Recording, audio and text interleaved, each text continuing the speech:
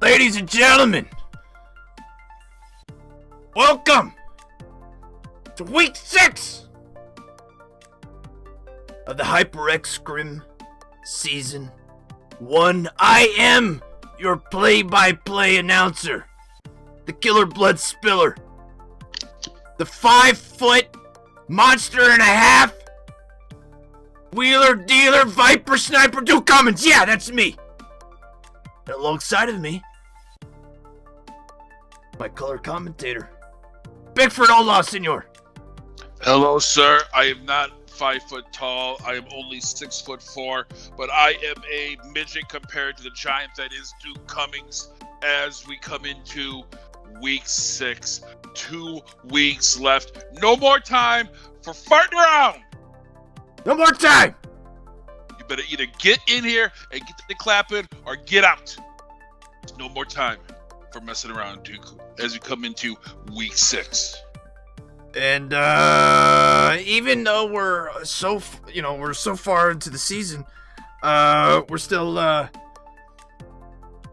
have an awful lot of drama that has been occurring here near the end of the season. Things that certainly aren't benefiting themselves, and maybe benefiting others. I don't know. We'll have to break that down here a little bit. We're gonna break that down in a little while. But first thing off the bat, Hacks is no longer Hacks. Hacks is now Blitz. They changed the name earlier today, so I'm sure that you've got that all changed on every one of these freaking overviews.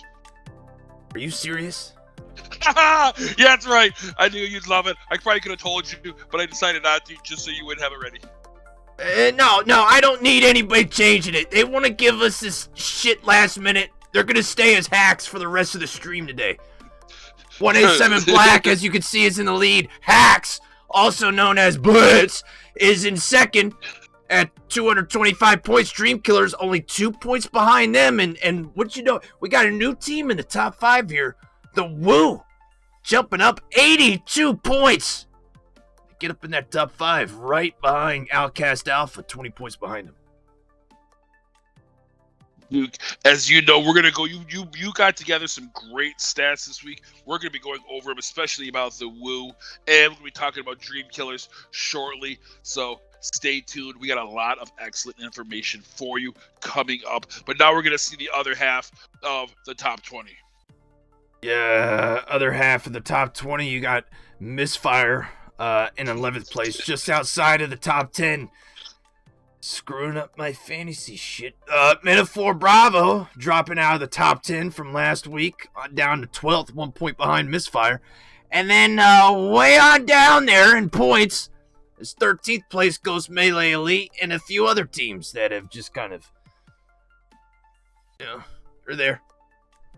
A lot of times, pretty much when you get down past that 15th place, 16th place, you get teams that are not showing up for all the events. Maybe they are, but they're not. When they do show up, they do very well, but they don't. They just don't show up enough. So it's really nothing that you can do. I was looking at actually some of these teams that show up only on occasion, and a team.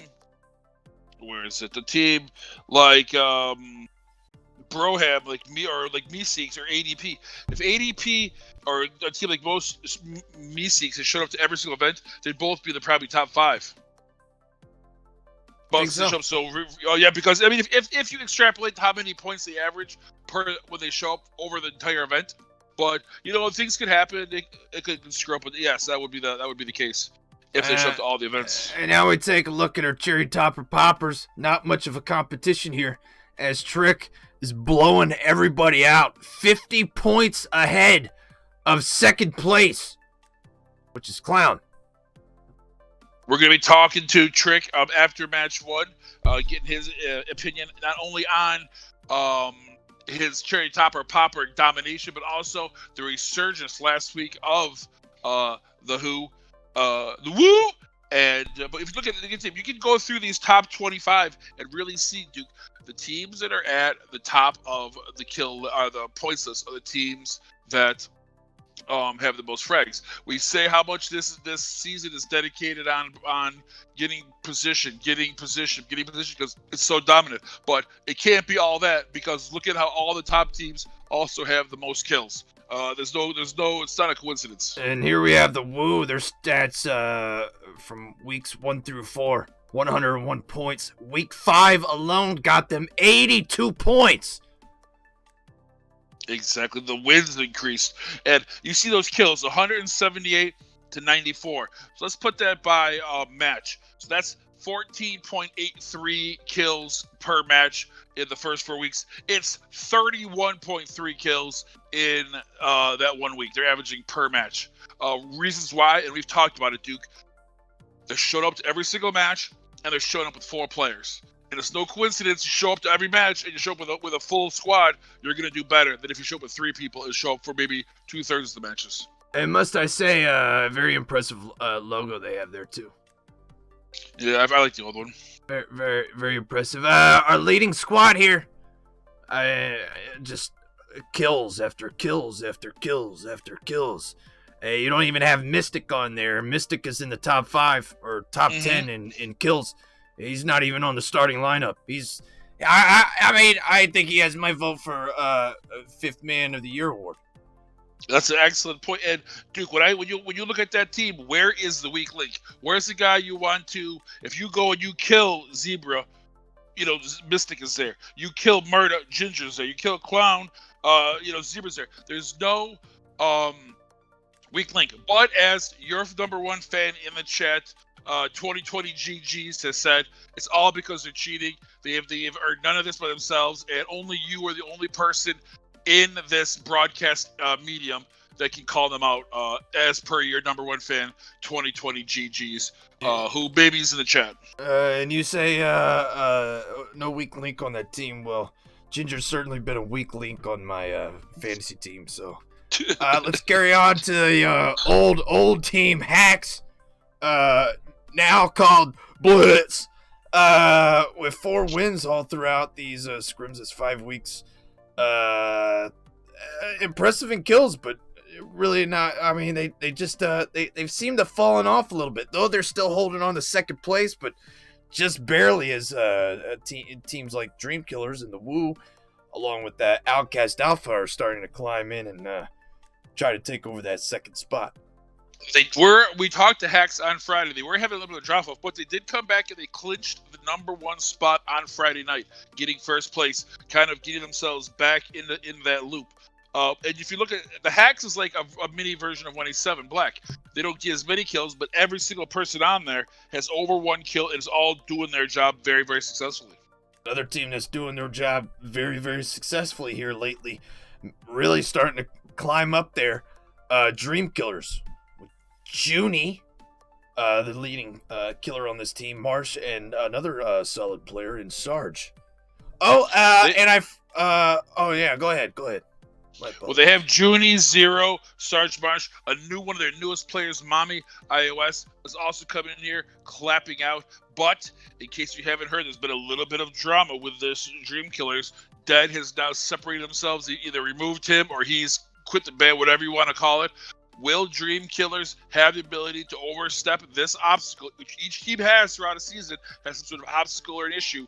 Can they step over this and go on and continue their domination? Because if you look at these guys, Junie, Zero, Mommy, Sarge, Marsh, all of them are participating. There's no weak link. It's all mental now. Can they keep it going?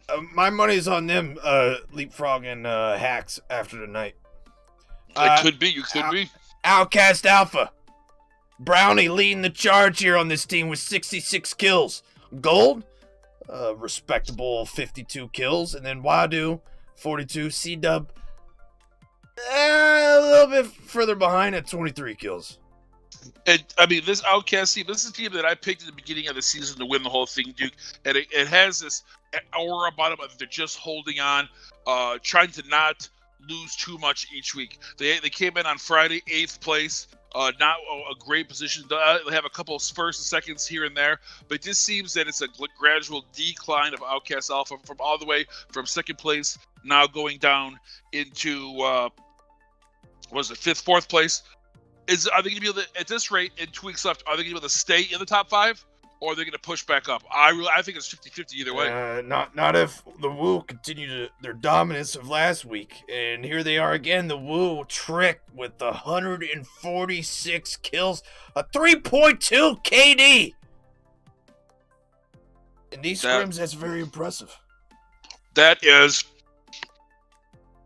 either pro level or he has all the greatest hacks ever made. But Trick is killing it every single week. But it's multiple kills.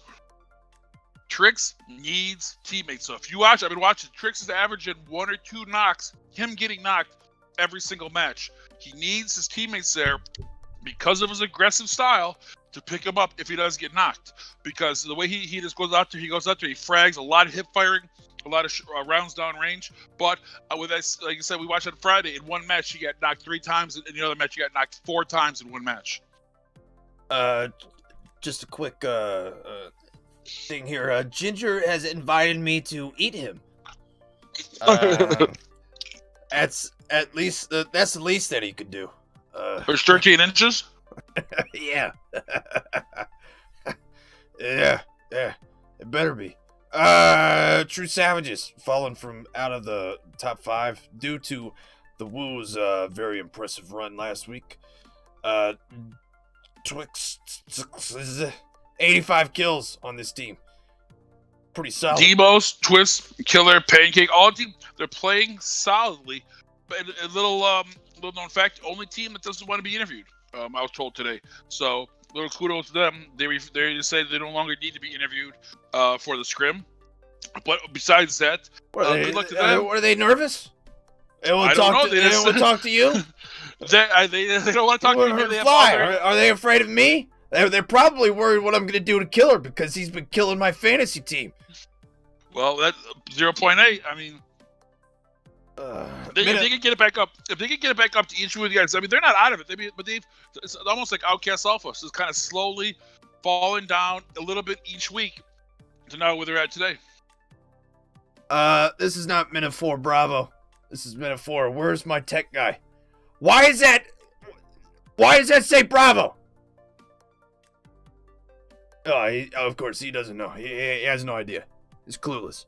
Real Deal leading the way on this team with 66 The kills. Real Deal has been going off. How many times have we said that this was all about BBC and Real Deal, and the rest of the team was just hold on? Real Deal has been coming up so strong in the past couple weeks.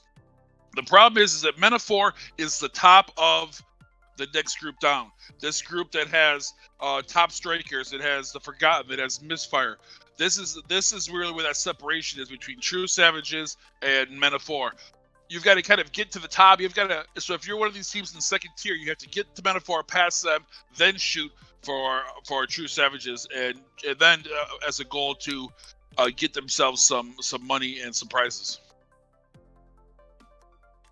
Yeah. We could take this off. What? Tech guy, can we get this off the? Can we get this off the goddamn screen? So pretty much, I have a guy that pretty much died or forgot how to just took the game off of his computer. I'm pretty much beating you 5 players to 6. That's how bad it's gotten. That's 5-4. Or 5-4. Yeah. I can just take one guy off. I can Pickford just take doesn't know his 7. math very well. He can't count Hey, that high. that's not my job. I only do the stats. I'm not good at math. Obviously. I mean, can we get it off the screen, please? It's gonna be so delicious. All that white tiger just in my belly. I'm gonna get so many hot babes with it. Oh, white tiger. Man, my room is gonna be pumping. I can't wait. Hey, at the Hacienda, after the season's over, when you see my room down at the docks, don't come around because it's gonna be rocking with a bunch of hot babes drinking some white tiger. All courtesy of the Duke. Thank you, sir. Thank you, sir. Thank you. Yeah. And look at this. Gotta do look something at these to teams. keep the troops excited. You know. That is true. And all these teams that we thought at the beginning of the season, it kind of shows our picks. I mean, I wonder what our picks would be if we had kind of done it right now. If obviously 187 Black would still be on there because they're dominant, but would we have picked the same other teams? I mean, I probably wouldn't have. That with teams like the Woo being so much of a higher quality, and Dream Killers, True, and Hack/Blitz. It just shows you that over just a short amount of time, 6 weeks, our entire perspective of how the season's going is completely changed. Yeah, I'd probably change a few things there, more than likely. But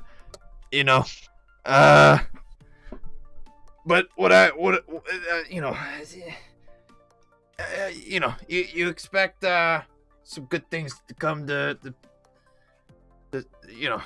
just I don't know. Yeah, I really don't want to talk about it right now. I'm sick and tired of seeing these scores on my fantasy teams, and all of a sudden I had a nice lead brewing up there on the fantasy picks.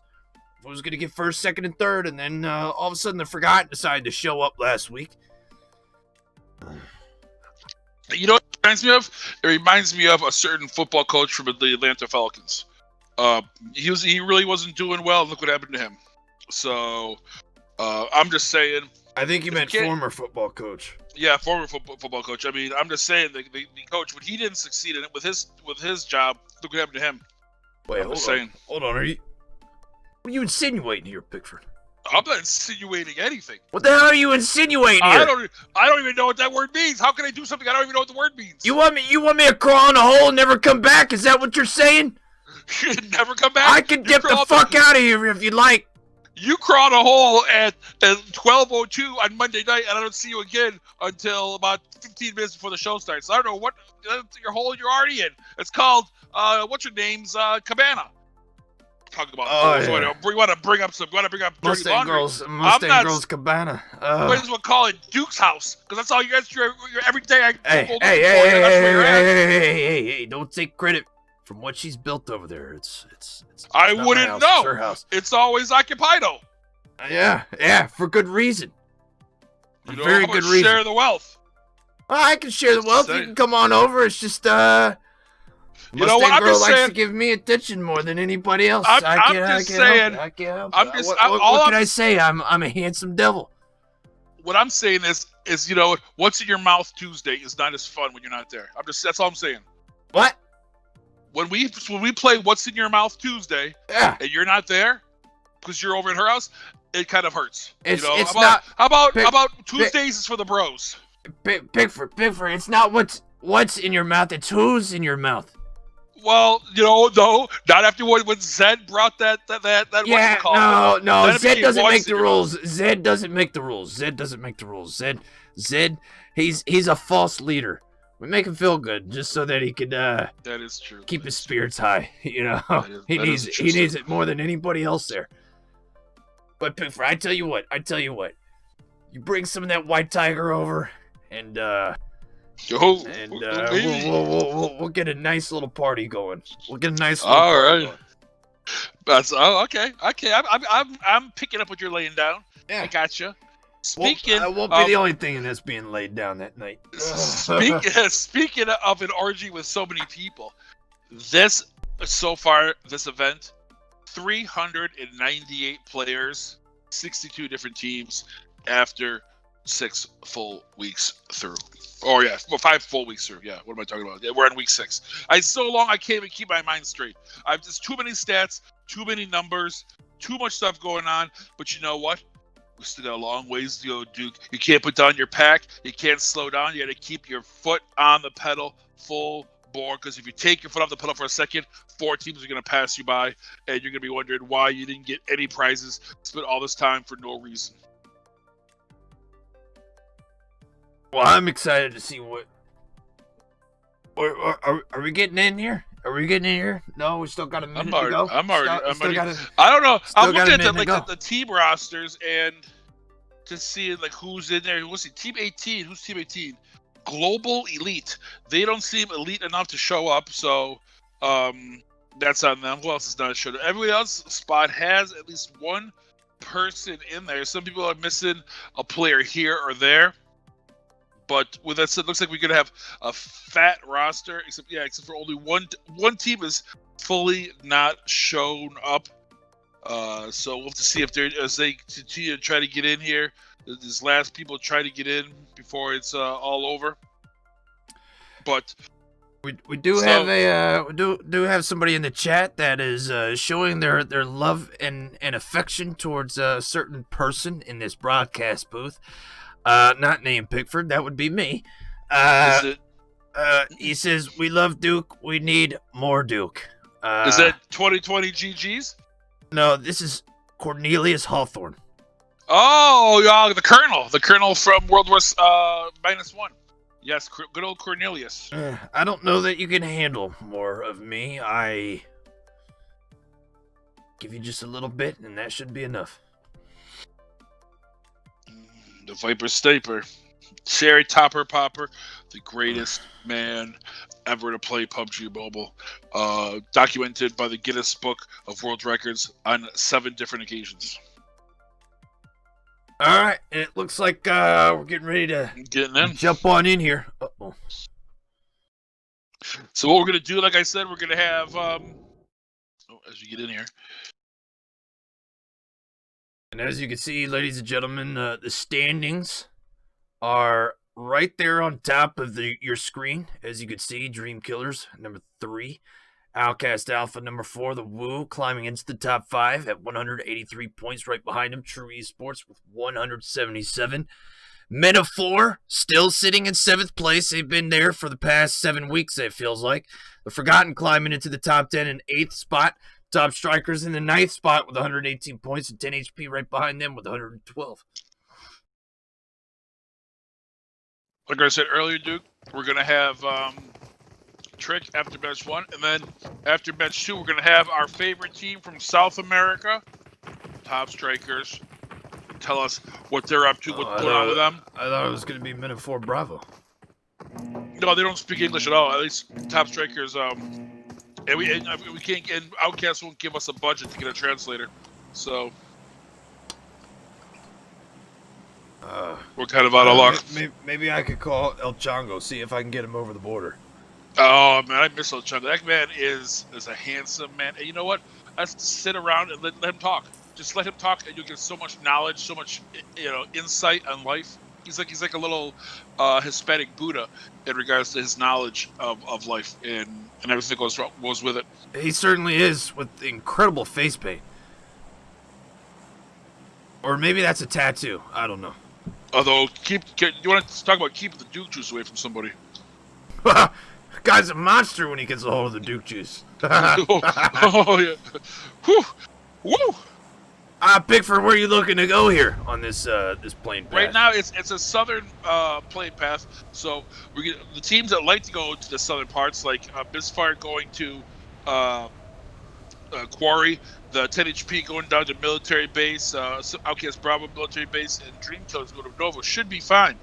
It's going to be the teams that like to go north. The OUTcast Alphas go to Zarki. Who's going to go down around this like Yasnaya field area, school area, looking for cars? You might see a few, people get run over, people getting vehicles before the other. But so you really want to see teams that are dropping where they don't normally drop. Like we see this team 21, HVAC. We don't see them very often. They're kind of spread out on that road below Gatkill, probably looking for a vehicle, hitting a couple compounds while they get their vehicles. Where are they going to rotate to? Nobody went down to Bromorsk. It was usually a place that was for the Vixen. But since they're not there, it's wide open. And see 10 HP going towards military. Although they called me out on Friday for always pointing out where they drop, and they didn't like it. Who? And then 10 HP. Oh, 10 HP? Going down to, they're down at military base. That's what they drop, but they didn't like that. Sorry. And sorry, did I just do something that they didn't want to have happen? Oh, how terrible of me. I'll tell you what, though. Look at this. It looks like no one's going to go north in this match because now the circle shows up, and it is a southwest circle. It's always interesting when we have a southwest circle, dude, because people really don't battle down here very often, down in the Primorsk area, down in Quarry. So when they come down here, they're not as knowledgeable with all the buildings, especially with the Erangel 1.0 change. I'm looking on this east side here, Pickford. There's a lot of teams spread out. You got 187. This team 25. Zero XL. Who? Zero XL. Yeah, I don't know who that is. Never heard of him. Team 23, which is Anti-Sweat, no longer using the services of Dead from what I've learned today. I don't know. Is he? No, it looks like he. Who's the 23? Is Anti-Sweat 23? He is not on this. Looks like he's maybe percent non grata on that team also. Maybe he's retired. Maybe he has retired from PUBG Mobile. We do. I mean, there's a lot of teams in this northeastern side of the map here. Looking at True Savages right now, who's sitting in sixth place. They're gonna move away from all the action. Never mind. If you're a team that's looking to rotate, you don't want to go through the center part of the map because you know that's where the plane came. If you're gonna rotate, you want to rotate north through shooting range, or you want to rotate through military base. That's what I would do because you know that because the plane went over the southern part of the island, everyone's going to be in that kind of mansion, school, Rozhawk, Yasnaya area. So you have to go above Yasnaya Lake, up through Stalbert, down through shooting range. You are going to run into, if you don't know that, but you're going to run into George Bena 4 in Georgia Bowl. But it's a lot better than trying to go through 5 or 6 or 7 teams trying to navigate through the center of the map to get into maybe Gadka or the mountains. Plus, on the west coast of the island, there's not as many big cities. There is Ferry Pier, there is Primorsk, there is Quarry, but there is no big compounds. It's more like Vikendi in that way, where it's a lot of small compounds spread out over a large amount of distance.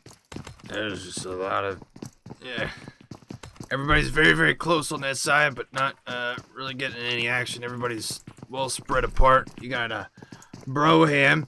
And it appears Anti-Sweat getting into it now. As Unknown, able to get a knock here on Broham Emperor.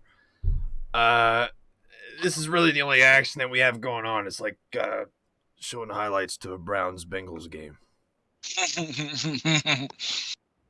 But, what's going to happen now is some of these teams got to watch out.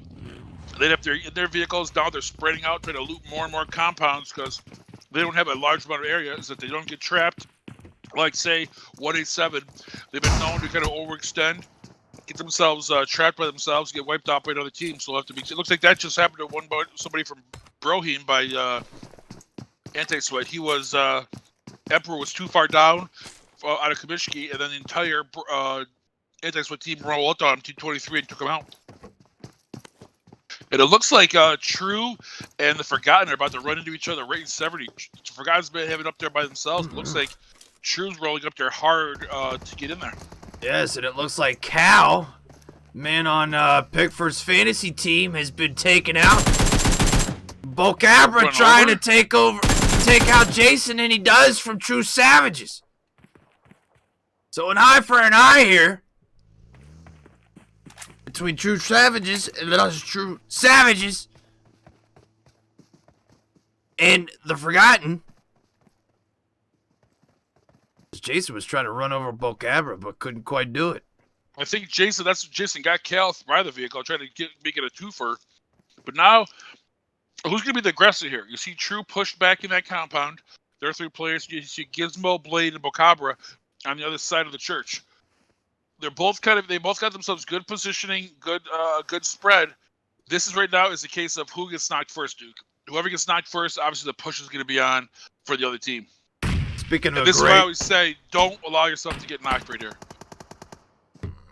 Gizmo using the VSS here, trying to get a peek and see if anybody's going to look on one side of the window or the other. Maybe hit him with some silent shots here. Silent but deadly. My wife's favorite farts. He does see Pancake. Is he going to start shooting him? He does, but he misses every shot. Every shot. Somebody, maybe we can raise some money for Gizmo to go to the Viper Sniper School of Sniping. Could be, although he is very good at graphic effects.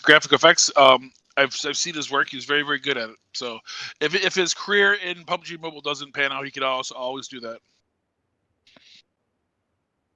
We do. Although he is quite high in the Cherry Pepper Popper, if I'm not mistaken. He's 14th overall in the Cherry Pepper Popper list, so not too bad out of almost 400 players. Just so you know, Pickford, I'm getting news that appears that somebody has already put your name in the hat for President of 2024. President of 2020. All right. I am of age. I do meet the constitutional requirements. So that'd be great. Who is that genius who put that in there? Because I like this person already. Gizmo. I don't know why Gizmo's not taking a shot. I guess he's just gonna. Maybe he wants to save some of his ammo there. You want to talk about 2 teams deciding, like, you know what, we're all set. They each take a play from each other and then just bolt as True Esports and the Forgotten kind of just part ways right there. We do have Team 22 here, Death Squad. Druggy has a bug on his team from the Forgotten, also with Sinner. Never heard of these guys, but they did get into a bit of a, looks like Sinner is very, very close to Team 25 here, 0XL. 0XL had taken down Bug, got the finish on him. Looks like Sinner's trying to look around, see if he can find these guys, and he does using a third-person peek by laying in the grass, and now he's going to get up and shoot up into the sky, it appears. Wait a minute. Oh, and then he takes down Shadow. Oh, he shoots back up into the sky. Isn't today Monday? It is, but there's a glitch. I'm sick and tired of this glitch. And Sinner, I don't know how he did it, but he raised shots from the sky and then it peppered back down like bombs on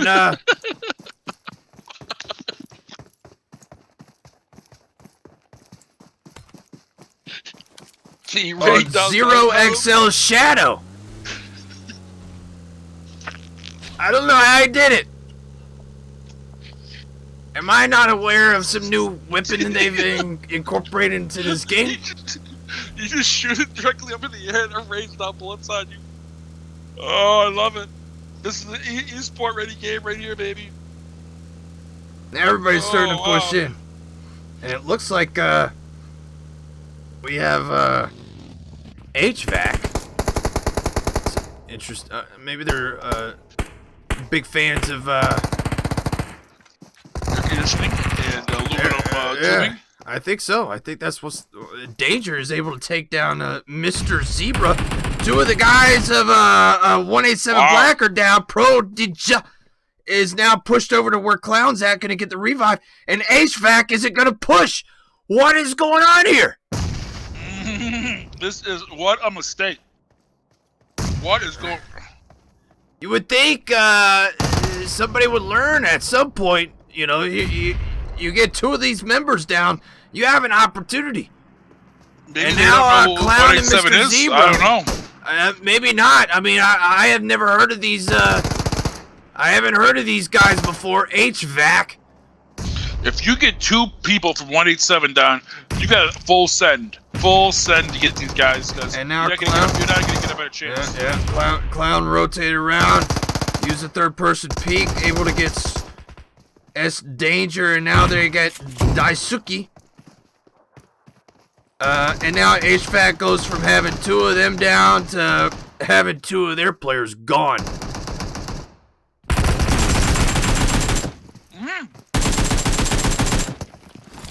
Zebra and Pro DJ down. It's 2v2. Looks like Cuzzy trying to get a knock.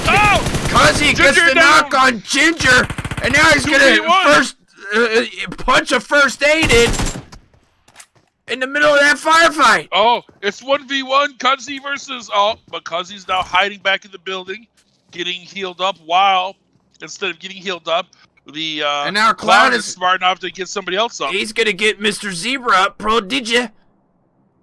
And then over on the hill, just east of what's going on, is Jinjin's Thinchin. Oh, that'd be a perfect time for them to tie a third party right now. Two teams very, very hurt. Clown gonna rotate around to the backside of this house. Now you hear some footsteps. He's gonna push back. Now he's gonna push back in. Now he's gonna push back. What a battle by HVAC, though. Not going down weakly, although their push techniques are a little strange. I tell you what, if I was Jinjin Stinchin, if you got some shots, I'd be taking them right now. But it doesn't look like that's what they're going to do. Apparently, they're just going to watch and learn. Yeah, big watch it and wait until someone finally loses, which this last battle happens. I don't know, but this is an excellent opportunity because both these teams are definitely on their heels. I don't think 187 thought when they rolled up here, they got two knocks, they got knocked twice, then they got picked up. They probably thought they had a good chance to roll through them, and HVAC pushed them back again. But you know what? Look on the other side, Duke, far to the north, the southwest. Dream Killers, Team 13 showing up. And now Jinjin's Thinchin starting to get on the action, throwing some shots in that direction. Now Mr. Zebra pushes on Higgy, and that's going to do it for HVAC. Clown does go down by dabs from behind, but Prodigy is going to be able to get over there and get the pickup, it appears.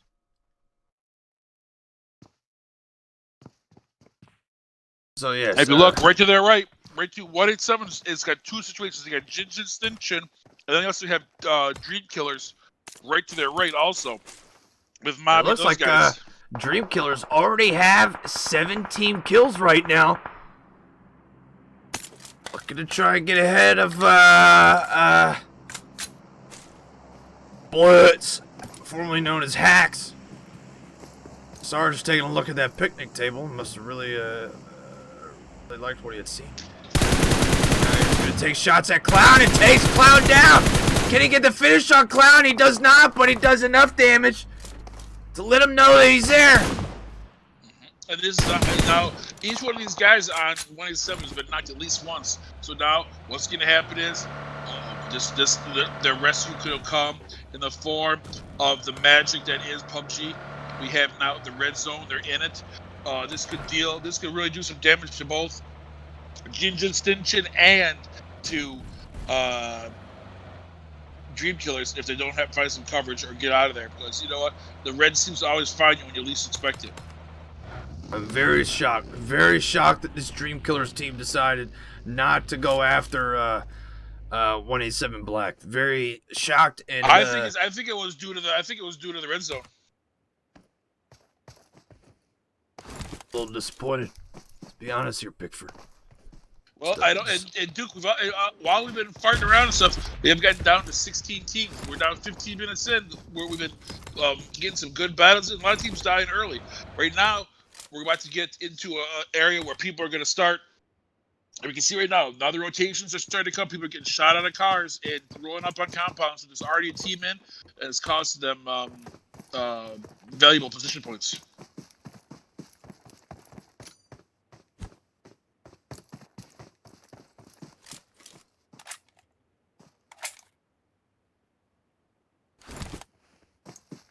Still, not one person has been done to Primorsk, or Fairy Pier this entire match.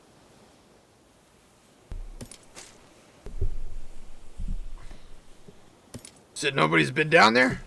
No one has been down there. It's been the zone the entire time. No one has been down to Primorsk or Fairy Pier in this entire match. 10 HP, like as we saw, they are hanging out still in military. They still have some room in the zone. I don't know if they're gonna boat it across. It looks like they may be looking for a boat to get across instead of taking that West Coast bridge. Presuming maybe that someone's going to be there. We talked to 10 HP last week, and they're unapologetically playing a passive passive style. They have the least amount of kills of any team in the top 12, and because they don't like to take fights unless they know that they have a clear advantage. And what team is that again? That's 10 HP.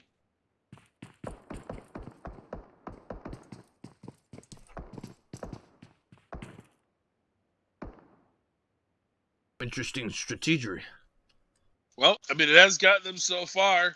Let's see. That has gotten them into the number 10, and they're about 16 points behind number 9. So they're trying to. But they did say that now they've kind of got themselves in a position they want to be in. Now they can really push forward and be more successful as this zone pushes more pretty hard south. Another big thing is about 30% of this new zone, Duke, is water. And as we know, that makes the zone that much more difficult, that much more of a problem for teams to rotate in. When you have a lot of water, obviously, when there's a lot of water, you want to rotate in a little bit earlier because it's that's that less of amount of room to get into.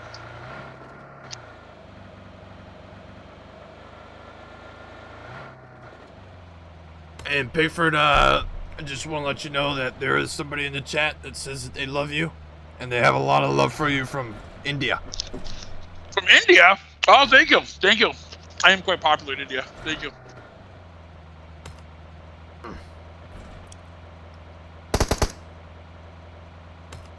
Why I didn't get any love.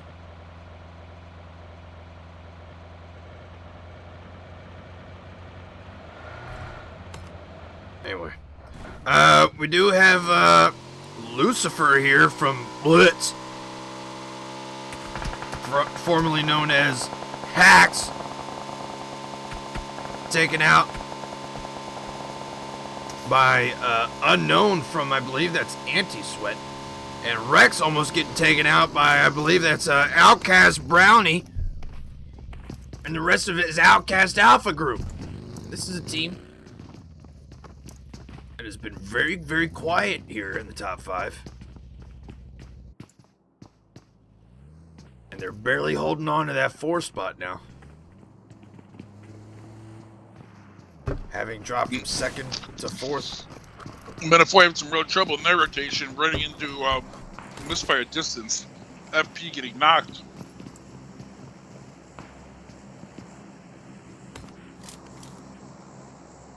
It's such a hard part, especially in this 3rd, 4th circle, rotating through. It can be so hard to you roll up 2 or 3 vehicles. Most likely, one person is going to get knocked out of the vehicle. You're just going to leave them. And that's what happened to FP. As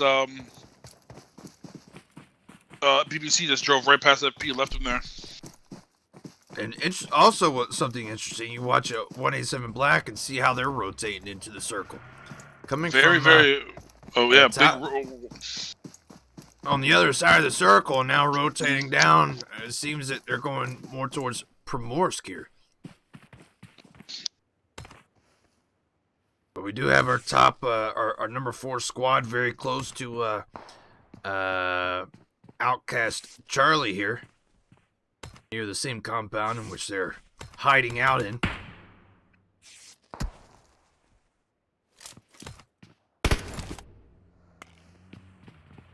And so, no team wants to be the next team out. I could consider this. And now Me6 comes in on the same area which OUTcast Alpha's at. They're able to get a knock here on Sarge. Trying to get a knock here on Boss. OUTcast J White from OUTcast Charlie steals the kill from OUTcast Alpha. Now they blow up the vehicle. The OUTcast Charlie's over there on the west side of OUTcast Alpha, and it looks like I can't tell if they're just missing their shots or they're trying to take down, steal some of these kills from OUTcast Alpha. It looks like Boss is going to be able to get the pick up here from Hippo. And now Anti-Sweat trying to rotate in. OUTcast Alpha keeping them at bay, telling them, no, not coming into our area. This is our town.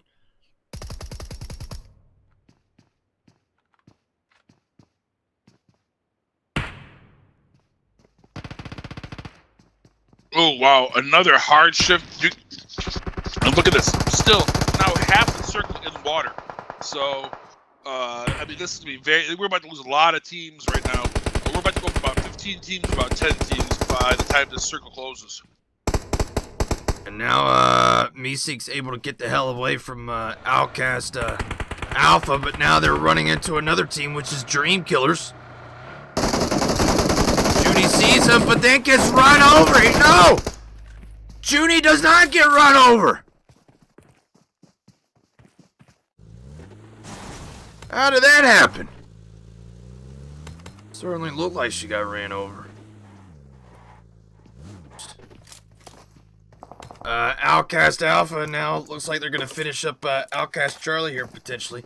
Able to get a knock here on Fade. Gonna chuck another grenade over there for good measure. Brownie shorts it just a tad bit there. Probably not the first time he's heard that. And they're able to get, now they have 9 team kills. It's not often you see something like this out of OUTcast Alpha. Having 9 team kills with still 13 teams to go.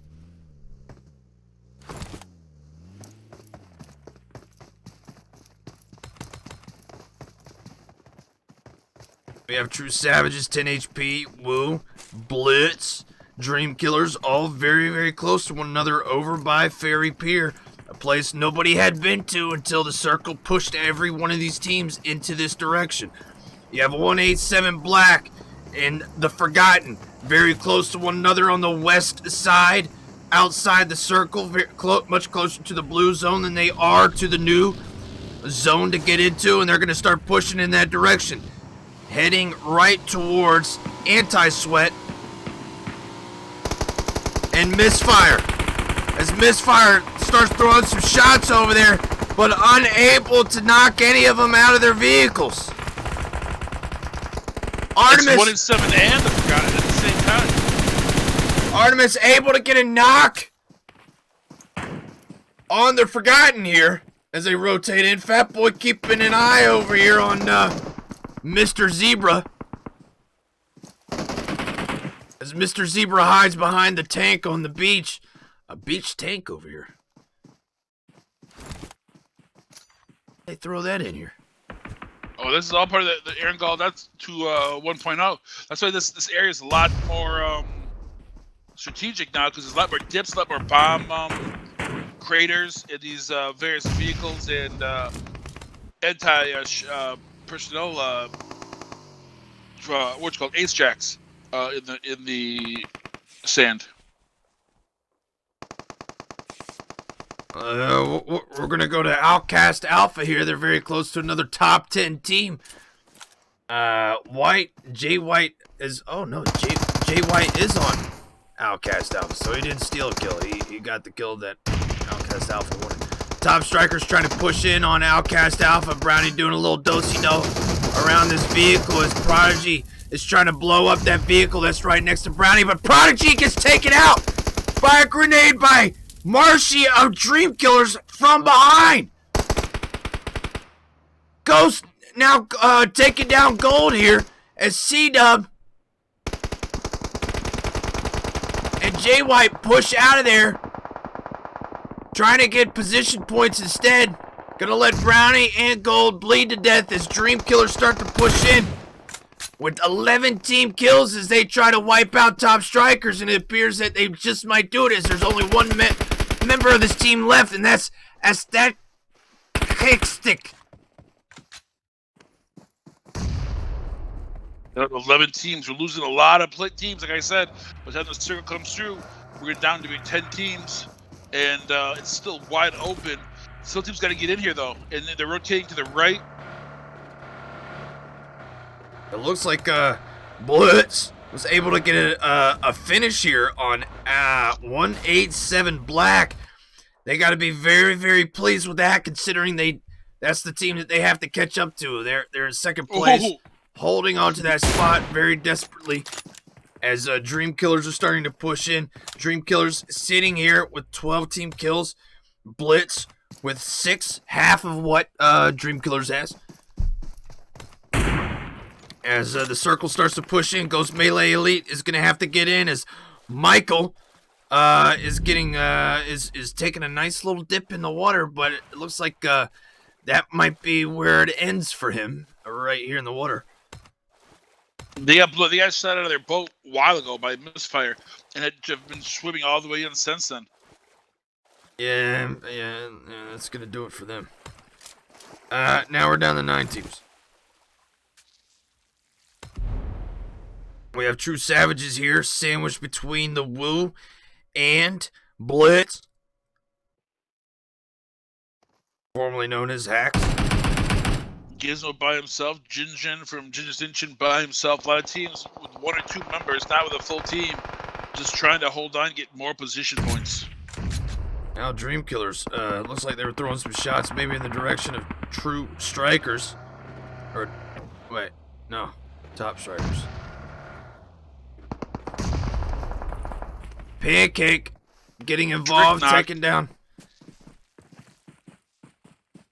taking down one of the members of Blitz here. Trick getting taken down. Jonica gonna go over there and get Trick. Gonna try and get Trick up. Good, my boy. And U-turn holding that building as Dream Killers trying to plot what they're gonna do next. As they're gonna have to start pushing into the zone here shortly. Blitz! Only team in the zone as of right now. As a matter of fact, it looks like only one of their members is in the zone right now. There's one person in the zone. Vulcan, Zozu looking to use the smoke to try and get in. You've got the Forgotten's Gizmo over in that same area. Anti-sweat. Now the zone starts to push in. They have to get going. Gizmo looks like he's going to just try to survive as long as he can. Hope that some of these teams get taken out. Jonica going down at the hands of Blitz here. Yalisa almost getting taken out.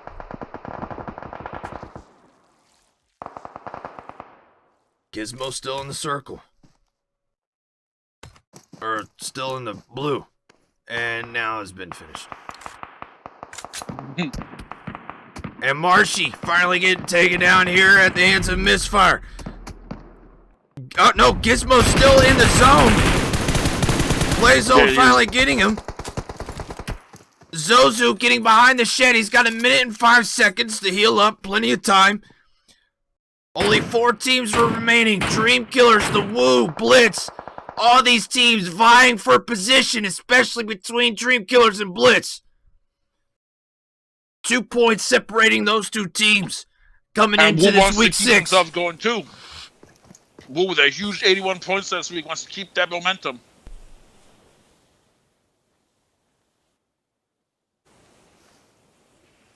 They do have Trick still on their team, but it looks like he's starting to get shot at. He takes shots over as Salon gets him, takes him down, and that's going to do it for Blitz.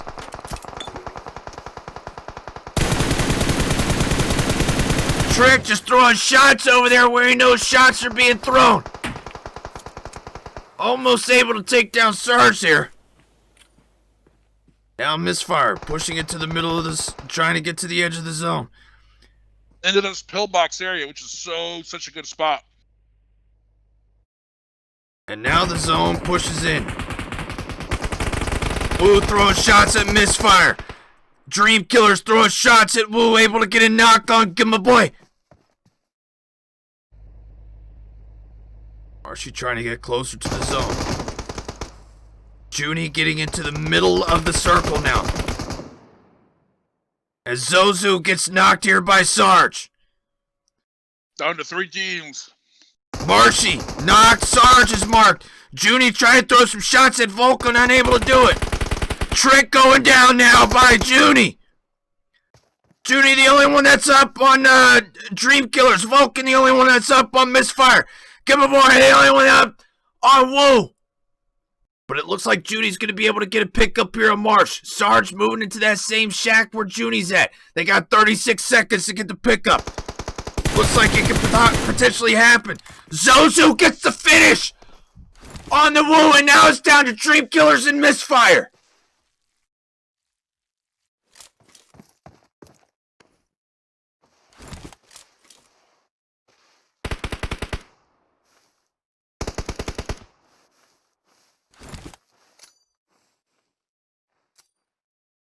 Dream Killers a closer team to the zone right now, so they have the advantage.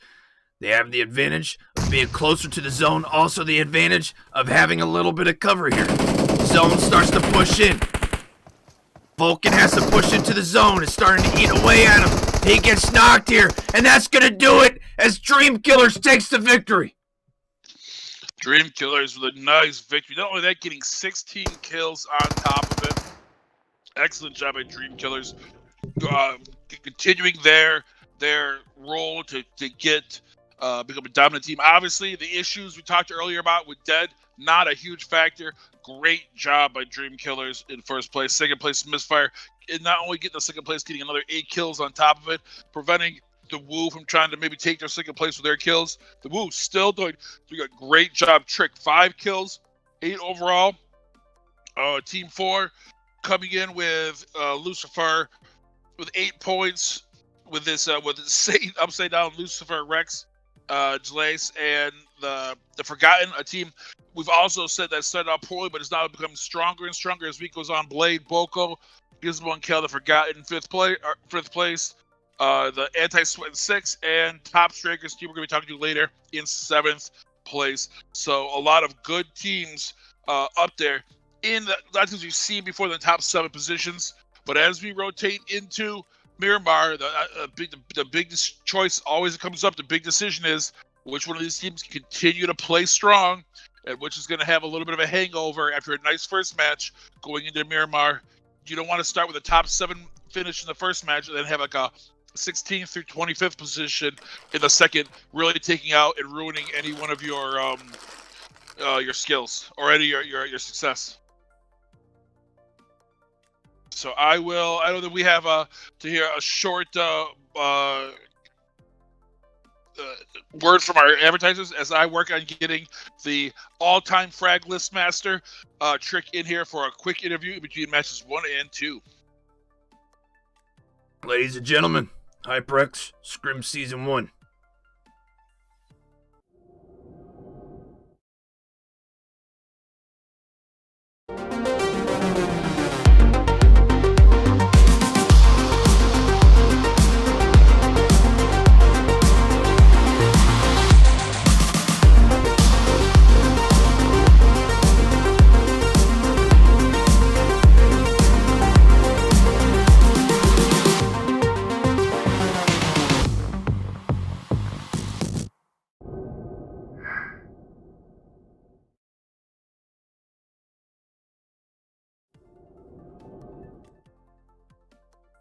Ladies and gentlemen, we're back.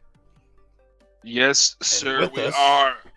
we are lucky enough to have the leader of the frag list, plus the leader of the hottest team over the past week from the Woo. It is Trick. How are you doing, sir? Good. How are you guys? First of all, first question: where are these frags coming from? Obviously, you've always been a dominating player, but you have just been smashing everyone's face in. How are you doing it? What is the skills, and how can I learn how to do it? Oh man, geez, that's a lot. Let's see. I don't know. I've always been a fragger in every team that I've been in. So I guess I've always been doing that. Just now that I'm also IGL, I guess I could put myself in a better position where I could frag out better. What's your loadout so I can copy that at least? I mainly either run Uzi with an N4 or DP N4, or if not, I'll run either a Car 98 or M24. Either one doesn't matter. Is it true or false on your team? If anybody else gets a kill, you're kicked off of the Woo. nah, bruh. That's a rumor? Another rumor: if they don't pick you up within 25 seconds, they're kicked off the Woo. Nah, not that either, bruh. What I've been watching, obviously going back watching the video on demand on your play. First of all, you're I haven't seen quality hip spray like you have since like season 2, season 3, when before they nerfed it and they made it a little bit more hard. But your hip spray is super good. Especially you're able to kind of like while you're firing, kind of spray in that general area, almost making a little bit of a circle to kind of see where they're at, and then you almost look at it. And that's one thing I've been noticing is that like, because obviously the hip spray is the most accurate, but it seems like you're kind of using that to kind of figure out where they're at, and then switch to the other weapon to finish them off. And I think that's a skill set that I've been trying to steal from you since how you do that. Yeah, but how much do you think that that TPP hip spraying is a skill that is not as used as much as it should be? Well, with grass camping, I think that hip firing or shooting without ADS could be useful. Like you said, you could spray around in the area, and then once you get that first hit marker, and now you know directly where they are or what location you should shoot your next rounds into. Now, one thing I've noticed is, and we talked about you getting knocked, and one thing I've noticed is you do have a tendency to get knocked. I think it's because of your aggressive behavior. I think we was watching on Friday. I think in every match you got knocked at least once, sometimes multiple times. But your team's always there to pick you up. I think that is a skill that a lot of teams are kind of missing in these scrims. That, like, pretty much if you get knocked, you're dead. Don't get knocked. You see a lot of teams just abandon players when they get knocked. How do you communicate to your players, hey, just because I'm knocked, I gotta get you back up. You gotta get me back up and stuff like that. The importance you put on getting picked up.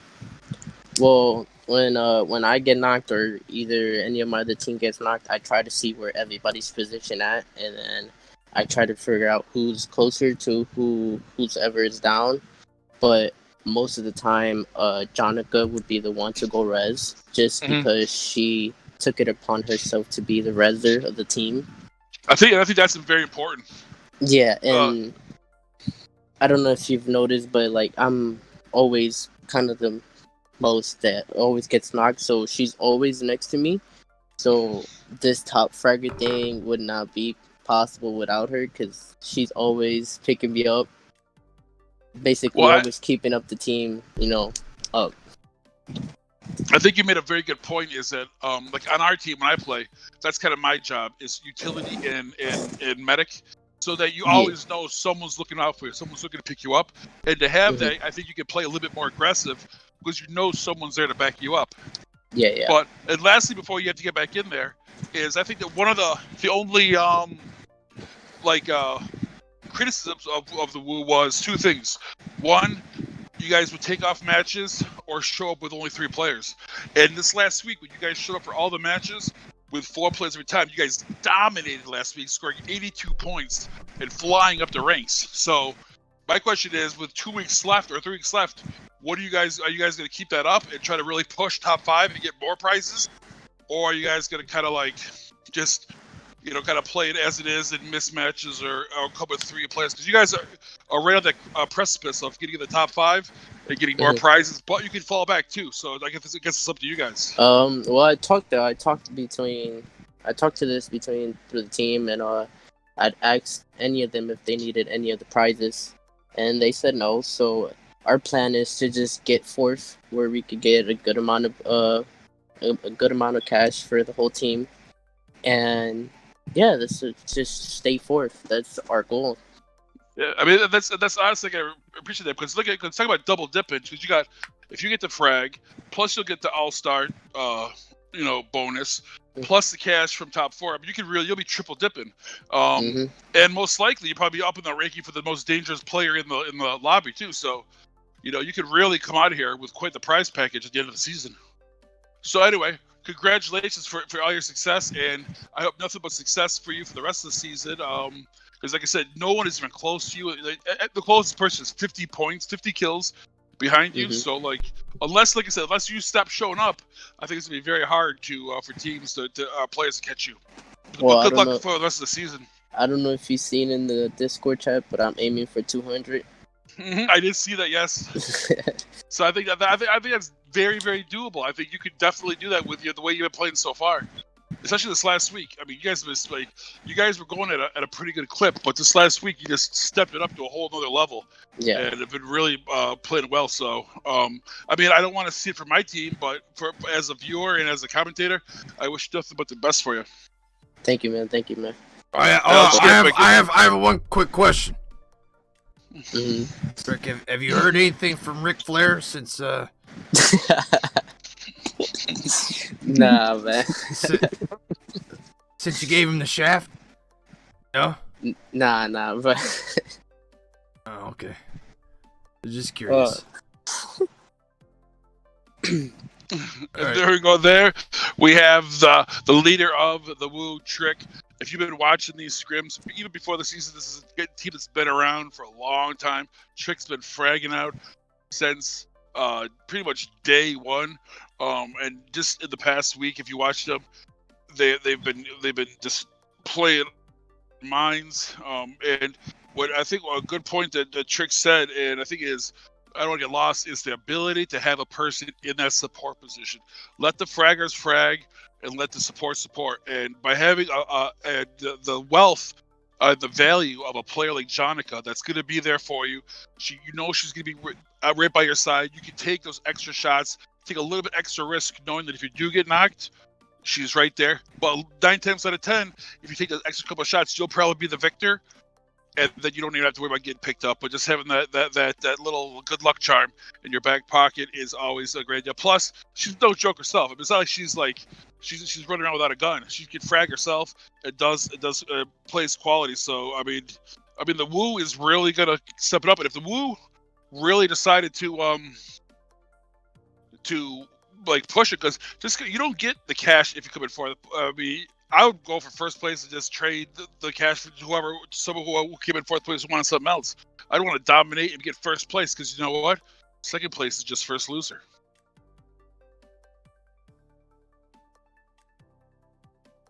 At least that's what my dad told me when I came back from football practice. Anyway.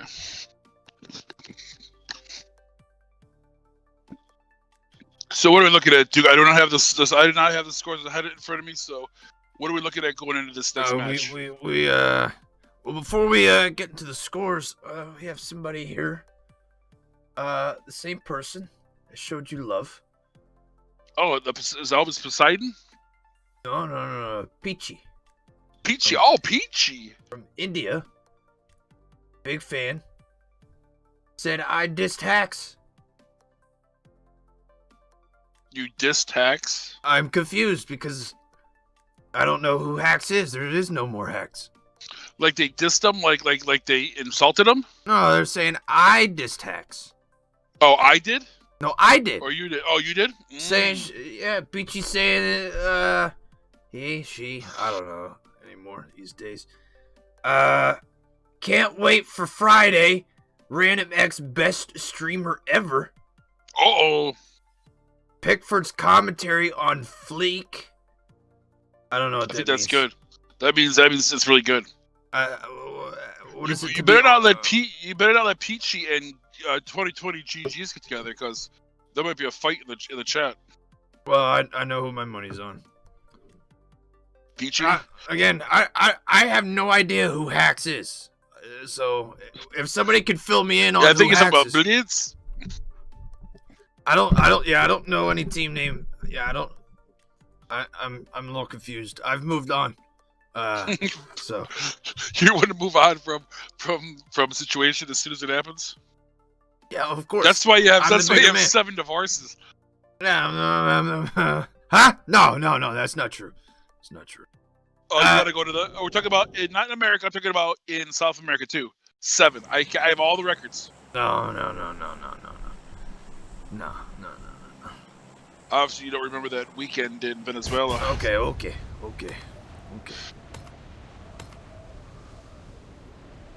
Probably Yeah, I'm not you should remember move on that. You from probably things, should and remember that. You know, you keep hounding me about this kind of stuff, okay? Well, I mean, I don't understand why you didn't remember it. Listen, I mean, who said you bought a Become a Witch Doctor in 24 hours kit and drank every drug you came with? Okay, it's not my fault that the government doesn't allow a Mormon style of living, even if you're not a Mormon. That is true. Yeah, but you can't only take the marriage part of Mormonism and then just like use like every type of South American narcotic known to man. Well, they make the best narcotics. What am I supposed to do? Well, I mean, I guess that's true. I'm a Mormon only in the regards of getting married, though. I like that. And speaking of getting off and do it right off the bat, Misfire and Broham just really chopped on top of each other. Yeah, and Artemis able to get a finish here, it appears, on Chopper. Looks like Vulcan's still dropping. Vulcan is on top of OUTcast Alpha right now. How many times have you heard that? I don't know what he's gonna do. He's like literally like in the air while they're just underneath him. I think he might be in a little bit of is trouble. moving over into this little town over here. Jay White right behind him. I'm not entirely sure what Vulcan's game plan is here. The problem is that Misfire is split looting, so Artemis is all by his lonesome. He did get a kill, but there's nobody there to back him up. Team that finished in second last match, currently in second place as we wait for the. But he does have Zozu showing up to give him some backup, so not that players. We wait for the results to come in. They're still rendering it out. My technical team is slacking off right now. I'm looking to hire a technical team. That boy's getting into it. Everyone from Misfire is taking on a squad by themselves. It looks like Broham is able to. Martinez pushes away or is up on the hill trying to protect their teammate here. Who has either Chinese or Japanese lettering. I'm not entirely sure. The Brilliant team is not, they're split looting themselves, so it looks like they're all kind of not expecting to have so many players around them. Looks like he's not entirely sure what this guy's trying to do. Let's get on board with him and see what. Looks like he's hopping from one box to the other. Maybe he's playing a little game with himself. Peachy let me know that she is a big fan and wants to know if they can replace you on Mondays. Who wants to replace me? Peachy. Peachy wants to replace me.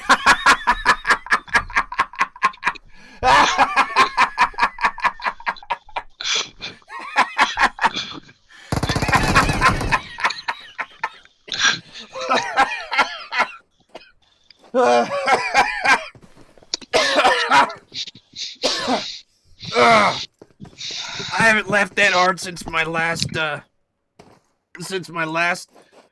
fairy tale. Oh, that was a good one, Peachy.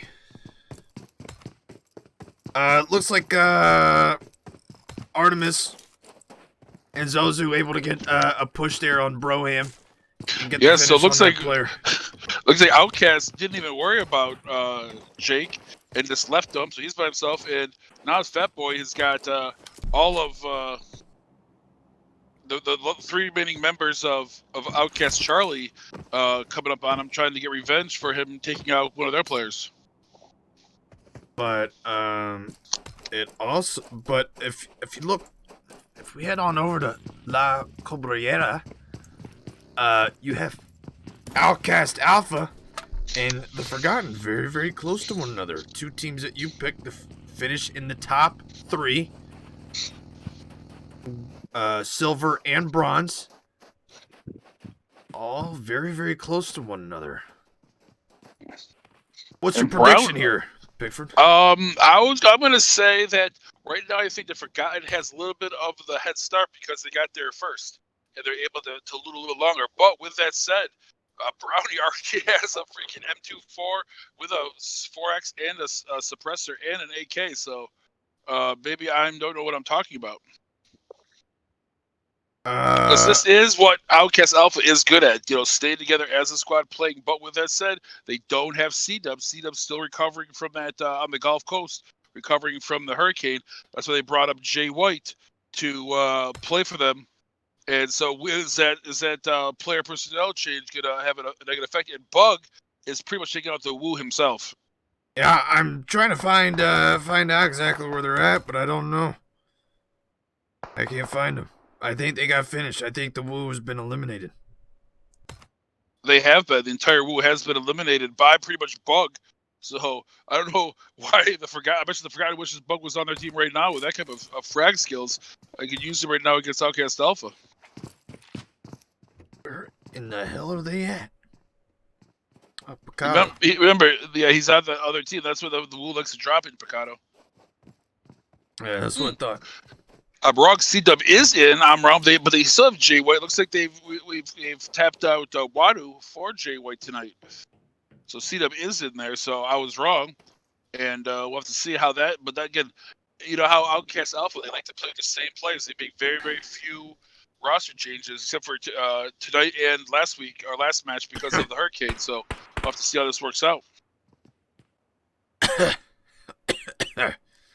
Sorry, I'm still trying to catch my breath from that joke Peachy made earlier. Ugh. And Brownie reaching out and touching. It looks like Gold and C-Dub are going to rotate around. That 2-4. They're going to rotate around on this north side. Cal hears them coming. Cal is starting to... That comm probably worked because he said he's back up. He's back up. Don't push. Don't push. And they backed off on that push after Brownie was able to get the knock from distance. I throw a grenade in that area, almost take down Cal. Gold throws some shots over at Gizmo, almost taking him down. Another grenade going off right by Cal, but somehow is able to elude it and get into the building in which Gizmo is in. Blade gonna rotate around to the south side of or north side of this building and hide out behind the blue Connex boxes as C-Dub and Gold continue to push in and get aggressive. This is interesting coming from OUTcast Alpha. Team is, you're right, the OUTcast team is definitely the aggressors in this match. The Forgotten have been pushing back. They're all together, but this entire match, OUTcast has been pushing against the Forgotten. Not something that you see very often with this team. C-Dub throws smoke right at the step, and it takes a weird bounce. Doesn't do what he had hoped. It looks like I think the Forgotten are trying to get out of town and stay alive. I'm shocked to see this. Usually it's OUTcast Alpha that's deciding to push into the zone, try to find a middle point. But it looks like the Forgotten are just going to be like, you know what? We don't want to fight with these guys. Let's get the hell out of here.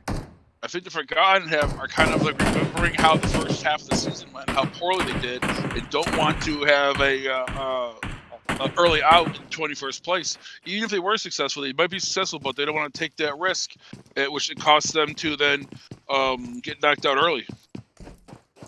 Brownie using the M24. Suppressed. I like the choice. I have to say, I like the choice. Very different from his usual. And it looks like now that Jinjin, Stinchin, and Infamous are trading knocks over here north of San Martin. It looks like Dream Killers are starting to push into that area as well, just on top of that hill. It's Junie rocking the Mini with an 8x scope. And yeah, they hear the shots and they're gonna try and get involved. They see Jinjin. Junie has their sights lined up on Jinjin, waiting for Jinjin to kind of relax, take a break here, so they can start throwing some shots in that direction. But it doesn't look like that's gonna happen. They're going in there to pick up Simp on their team, and looks like they've already lost Fish.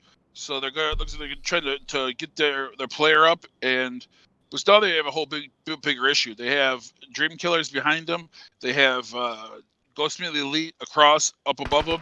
Plus they have Infamous right on top of them. So it's gonna be very, very difficult for them. But looks like Infamous is now done.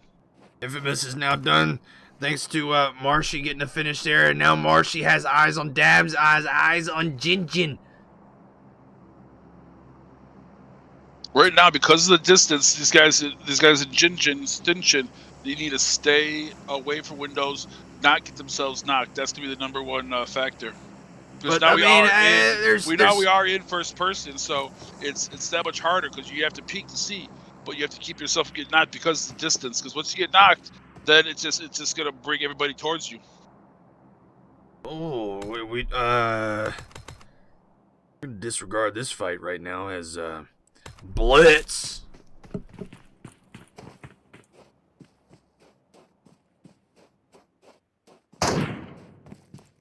Peachy time to say something. And 187 Black in a fight right now. As Blitz was able to get a knock there on 187's Mr. 13-inch, aka Ginger, aka Duke's Fantasy Slacker. You should tell you to eat it again. Look how the circle's getting. This seems like it's only the second circle, but it seems very condensed. We have still 20 teams trying to push into this zone of San Martin, Hacienda, and the water treatment. So a lot of teams are in there, but a lot of teams still have to get in this zone. Although it is the second zone, so it's not too bad if you have to spend a little bit of time outside. I mean, you have the three top teams right now in these scrims. That's 187 Black, Blitz, and and Rex able to get a knock here on Ginger, though he's gonna get picked up. Also, Dream Killers just south of what's going on right now, but it looks like they're not gonna get involved at all. North of them, you have Misfire, who had a second place finish last match, and True Savages, who's sitting in 6th place in the standings. Right now, all these teams, they pretty much got their compounds. Right now, they're just focusing on holding it while these other teams rotate in.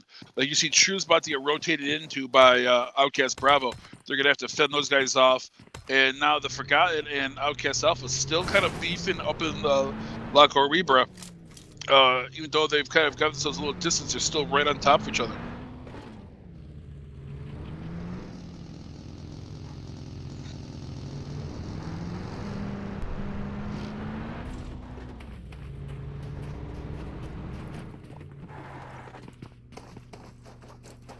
It's like Bravo, OUTcast Bravo, finally getting into this compound just west of True Savages. A little south east of True Savages is Misfire. Right now, you're going to have a lot of cases of this is where you get that third-party rush, where two teams like True True Sports and Misfire will get into a beef, and the next thing you know, a third team will just rush them and from behind to take out one of these teams. So you have to be careful with the team you're dealing with in these long distance battles, but also to watch out for teams that are going to rush you in vehicles for out of nowhere.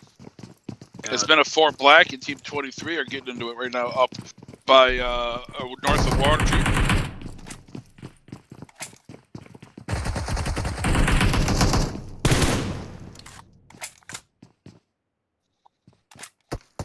Anti-Sweat at Metaphor. Metaphor has a little bit of a higher hill, and while Anti-Sweat is in the 2-story.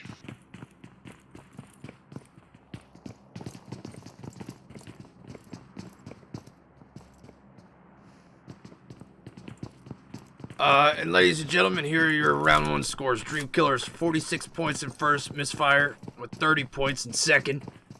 The Woo in third place with 27 points. Blitz with 24 points. The Forgotten in fifth place, 17 points. Anti-Sweat, who we're looking on board right now, in sixth place with 15 points. Top Strikers with 14. And seventh, eighth, OUTcast Alpha with 13. 187 Black with 13 behind OUTcast Alpha because they had less kills than OUTcast Alpha. Very interesting. I'll tell you, if I'm one of these teams that's in one of these compounds that's in the center circle, you don't have to be aggressive yet. You know, even if you have teams, feel like that Jin just mentioned, you have 2 teams facing you from 2 different locations, plus now Men of 4 Bravo rolling into another part of the town. Just stay calm, stay cool, don't get knocked because you got a great spot position. The kills are going to come at the end of the match. You don't have to try to get all the kills right now. Men of 4, who have been in 7th place for quite a while. I mean, they're right next to this Anti-Sweat team, who got a 6th place finish last match. Not a team that we talk about often. Granted, they are a team that was just created not long ago. But FP going down at the hands of Stella with that Car 98. Be interesting to see if this team will decide to push up. No, they're gonna stay. No, Giuliani, Rudy Giuliani coming in, looking a little too southeast of where this team is at. And by himself or herself without Stella or Fredo. So I mean, they got to know that he's been picked up by now. So you got to be very careful. Because if Giuliani gets knocked, he's out on an island by himself. Giuliani throwing a grenade up there, but not able to get anything to hit. It's like Men of 4 gonna push away from this fight. Now we take a look at the circle now, Pickford. Where are you looking to go? Right now, you gotta right now get into this compound. If you're the North, if you're True, if you're Misfire, OUTcast Bravo. I mean, now OUTcast Alpha and the Forgotten have been battling up there right now for quite a few minutes in the 3rd zone. They're gonna have to either make a decision to win this or to get out of there. Because by the time they finish, a lot of the good places in this zone are going to be taken. Giuliani able to get a knock on BBC, and it looks like that's going to do it for BBC's night here on Miramar. As Anti-Sweat really doing, playing pretty well here tonight. And yeah, this is a team that was created by Dead as like a kind of like a fun team for this Dream Kills, but they're still taking it seriously and performing very, very well. Zero elicitation. Who is that? Zeros. Looks Team like 25. Yeah. Zero Echo.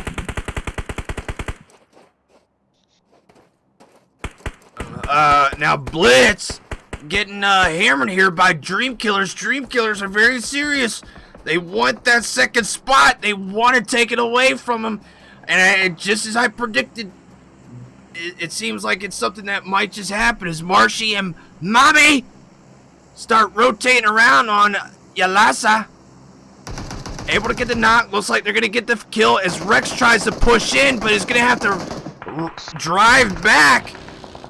after realizing maybe that was a terrible idea. And now they are down to just 2 players. Hey, wait, were any of these players on the starting lineup? For who? Blitz. I don't think any The of Stewards. these. Yeah, none of these players were on the starting lineup. Team 5? I don't know what team they are. 19. 19? Wait, who is that? Team 19 is Yeah, it's Blitz. yeah, but who's in team? Team 5 is True Esports. Oh, Jesus, they were okay, that's right. So yeah, it could be they could have 19. A totally different Brought team. in a completely different team, and I mean Lucifer and Satan were in the last match, I think. No, I'm saying, like they weren't even the starting lineups for at the beginning of the scrim. Oh, okay. Maybe it could be they could have changed names. If they have changed names, I don't know though, because they're getting scored separately if Blitz and Hacks have again, because they're not the same guys from Hacks that we've seen before. You're right. Yeah, I don't know. They're not the guys like Peachy, Luis, Devour, or Altitude. Unless they changed their name. And if they have, then I don't know that, and they're not getting scored properly then.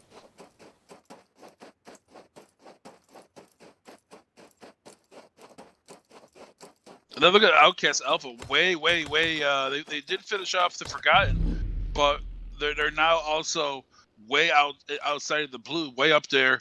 It is the fourth circle, but as soon as it's starting to get a little spicy, it's gonna be a lot harder. And now with that circle pushing up, it's done great for 187, for Misfire, for OUTcast Bravo, but a lot of teams have to get into this zone, especially down in the south and up in the north. You can see we got a couple of teams very, very close to one another over here in San Martin. Jinjin Stinchin, Hombres de Cuatro. Very, very close to one another alongside of Ghost Melee Elite. As the teams start to push into this 5th circle, very, very tiny circle, very tiny. So many teams, still have 17 teams. 2 teams have to get knocked out before we even get to the 2-point placement position. I think we're going to start seeing some teams dying out in this rotation because there's like I said, a lot of teams are rotating right on top of each other, like OUTcast Alpha and True Esports. I mean, driving directly next to each other in this rotation. Meeseeks is right next to Blitz here. Meeseeks, it looks like they were trying to get involved and go after Blitz, but just to the east of them is Dream Killers trying to ruin their day as well. Rex throwing some shots over at Batman. I'm Batman. I'm Batman. I'm Batman. I'm Batman. I'm Batman. Rex pushing in on Boss, able to get a knock on Boss, but then Rex gets taken down here by Hippo.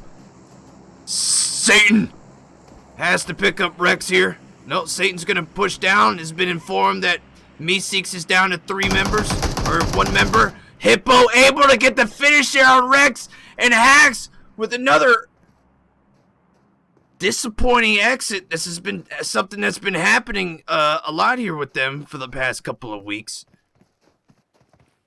And now Dream Killers, I mean, that 2nd place spot, it's prime for the taking right now. Looks like Dream Killers knows that there's a couple of teams coming in from the from San Martin, waiting for them to show their faces. Sarge doing a little peek over the hill. Now they're gonna try and blow up that vehicle, in which they do.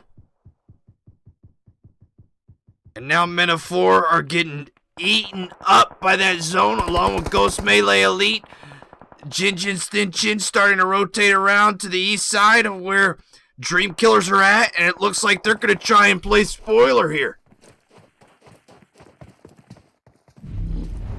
Oh, this circle now pushing. No one's in the circle. BC's finally getting into the circle, but every single team is going to have to push into the circle. This is going to cause some anarchy when this process begins. We're going to lose a lot of teams very, very quickly once this rotation begins. Dabs and ISIP getting taken down, trying to do the sneak attack on Dream Killers, but it doesn't happen.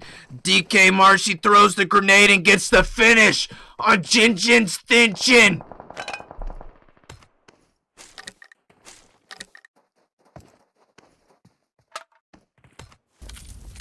Very impressive display here from Dream Killers. Now it should have no problem just rotating up, straight up into the circle. Really have to see is how these teams, OUTcast Alpha, OUTcast Bravo, Meta 4, and True Esports try to get into the zone. Also, Misfire's got to get in there too. No one. This is kind of like musical chairs.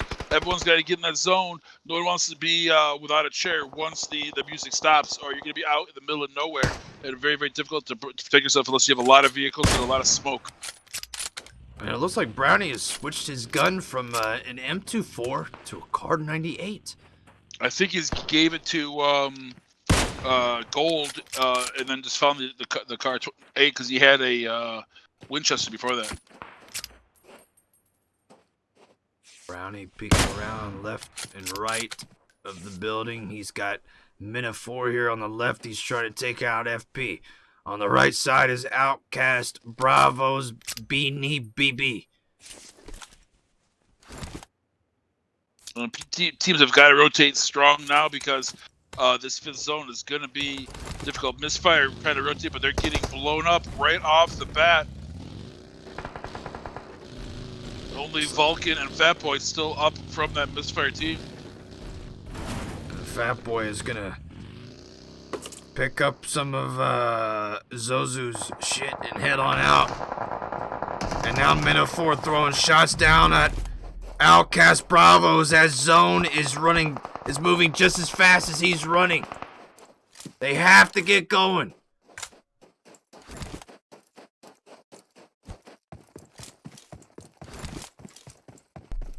Yeah, this fifth zone is so deadly. And then the second it stops, it goes right into that sixth zone, and then it's unbelievable. You can't stay in that zone when it's in the sixth zone. Now Fatboy getting hammered here by Mina 4, who are allowing the zone to eat away at him. God's not going to make it. Greedy's not going to make it, and that's going to do it for Mina 4. Fatboy's got to get a move on or he's going to get taken out by the zone, and he does. Vulcan, the only one that's left to misfire. 187 Black still sitting here with all 4 members of their team. Dream Killers. That said, we've gone from 10 teams on to 5 in just that few seconds. Dream Killers also with all 4 members of their team able to get a pickup here on Junie. OUTcast Alpha with only 2 members. That's Brownie and C-Dub. As they have to map out a way to get over to the over into the zone. Now 187 getting after Dream Killers as they're able to get a knock on Mommy and a knock on Junie. Sarge gonna throw some smoke grenades. Hopefully get the pick up here. 187 Black holding that hill in the perfect spot for them as that zone is working in their favor. Break throws some shots over at Mommy, gets the finish on Mommy. Now they look right to see if they can find somebody else to take out. Can't see anybody else. 5 teams remaining. 187 Black, Dream Killers. 10 HP. OUTcast Alpha, Misfire. Vulcan hears OUTcast Alpha coming in. Trying to get the finish on Brownie, not gonna do it. Now he's getting shot at by 187 Black. Stop in 5th place. Another 5th place finish, another top 5 finish from Misfire. As these teams now come together and look at 187 Black. This is what they do so successfully. Only but can a team like Dream Killers hold back 187? Also, can 10 HP, Goldie, or his OUTcast Alpha team do a little damage? And look at just like that, Brownie takes out Ginger. And Marshy Was trying to get after 187 Black, but then gets spoiled here by 10 HP Goldie, who's just been laying there, just rubbing his junk in the dirt. And has decided, you know what, I don't like Dream Killers and their climb to the top. I'm gonna take them out and let 187 Black continue to do their damage they've been doing. But Margie's able to get picked up by Junie. They got a little bit of area. They're using the cliff and the smoke to kind of let themselves heal up a little bit before this. They have to push up just a little ways up to the top of this hill because the 187 is outside the zone. They're going to have to push in, leave their cover to get there. Goldie throwing some shots over, I believe, in the direction of Dream Killers. It does not appear that 187 Black is going to go after Goldie. 187 Black down to 3 members.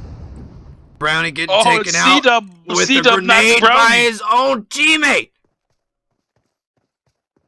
C-Dub takes out his own player. C-Dub pulling the Hulk Hogan move here.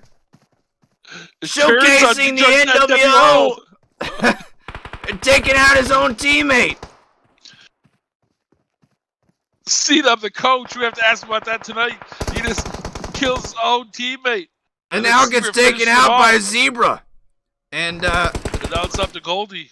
Yeah, Goldie went over to where Dream Killers is at, and now he's trapped. Wow, what a strange turn of events that last match was. With 187, obviously that not being strange because we've seen it so often. 187 Black coming in there with 17 kills, 10 HP, also very successful with 7 kills in second place. OUTcast Alpha with Jay White on the team in third place, but could they've got that second place if they hadn't had that mess up at the end, but they did get 11 kills. So OUTcast Alpha is still increasing their kills every match. Dream Killers in fourth place with 13 kills. Misfire in fifth place with a second fifth place finish in 6 kills. Urbana 4 original team sixth place, and Meeseeks, a team we haven't seen a lot of, but when they do show up, they're very successful in the events that do show up. In 7th place with only 5 kills, and in 8th place the OUTcast Bravo team with 4 kills, running out the top 8. So as we go in there, we see some teams come in there. 187 got back up in there to be very successful. But some other teams, Dream Killers, Misfire, staying up there, trying to get some points starting this week out, to try to get themselves back up the top of that second tier as we go into the third match. I know that we have a word from our sponsors as I get in our favorite South American team, Top Strikers. Ladies and gentlemen, we'll be back after this. HyperX, Scrim Season 1.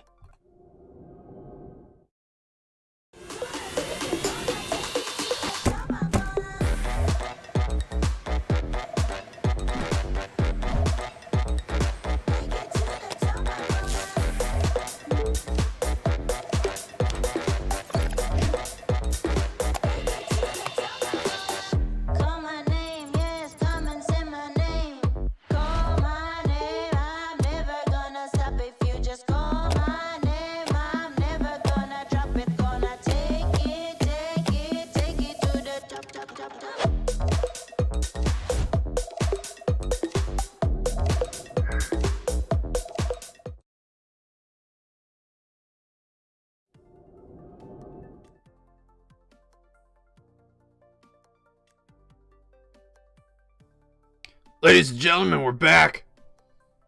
We are just waiting for these guys. I've sent to both Legend and to Ghost from Top Strikers. Obviously, Ghost right now in 10th place in the all frag list, so doing very, very well. A team we've talked to before.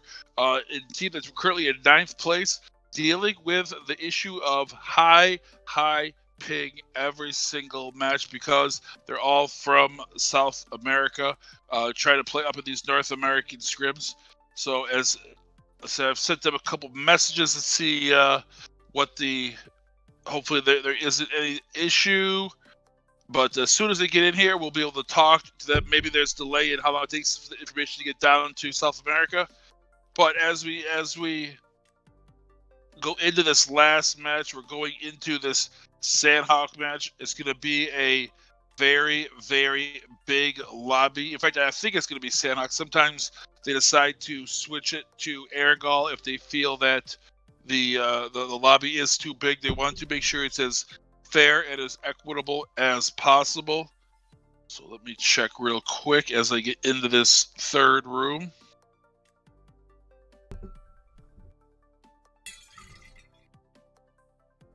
No, it is going to be in Sandhawk, so we're going to be rolling with probably 85 to 95 plus players in this Sandhawk. I always say if you're at the Sandhawk with this many people, that it's good to kind of try to play a little passive early in the match. Let some of these teams get knocked out before you go and try to get the kills at the end, because the kills are going to be there.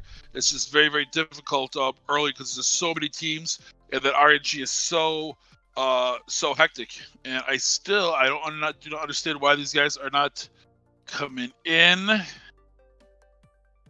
I just spoke to them just minutes before the scrim started today, and we were all set.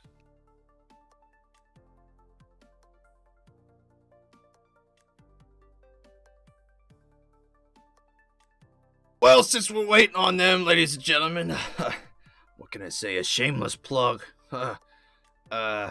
Ladies and gentlemen, if you have kids that you're having a hard time trying to put to bed because they have nightmares, or maybe you just need a soothing, nice little story told to you while you tuck yourself in at night, I certainly recommend going to go check out the link that's going to be in the chat.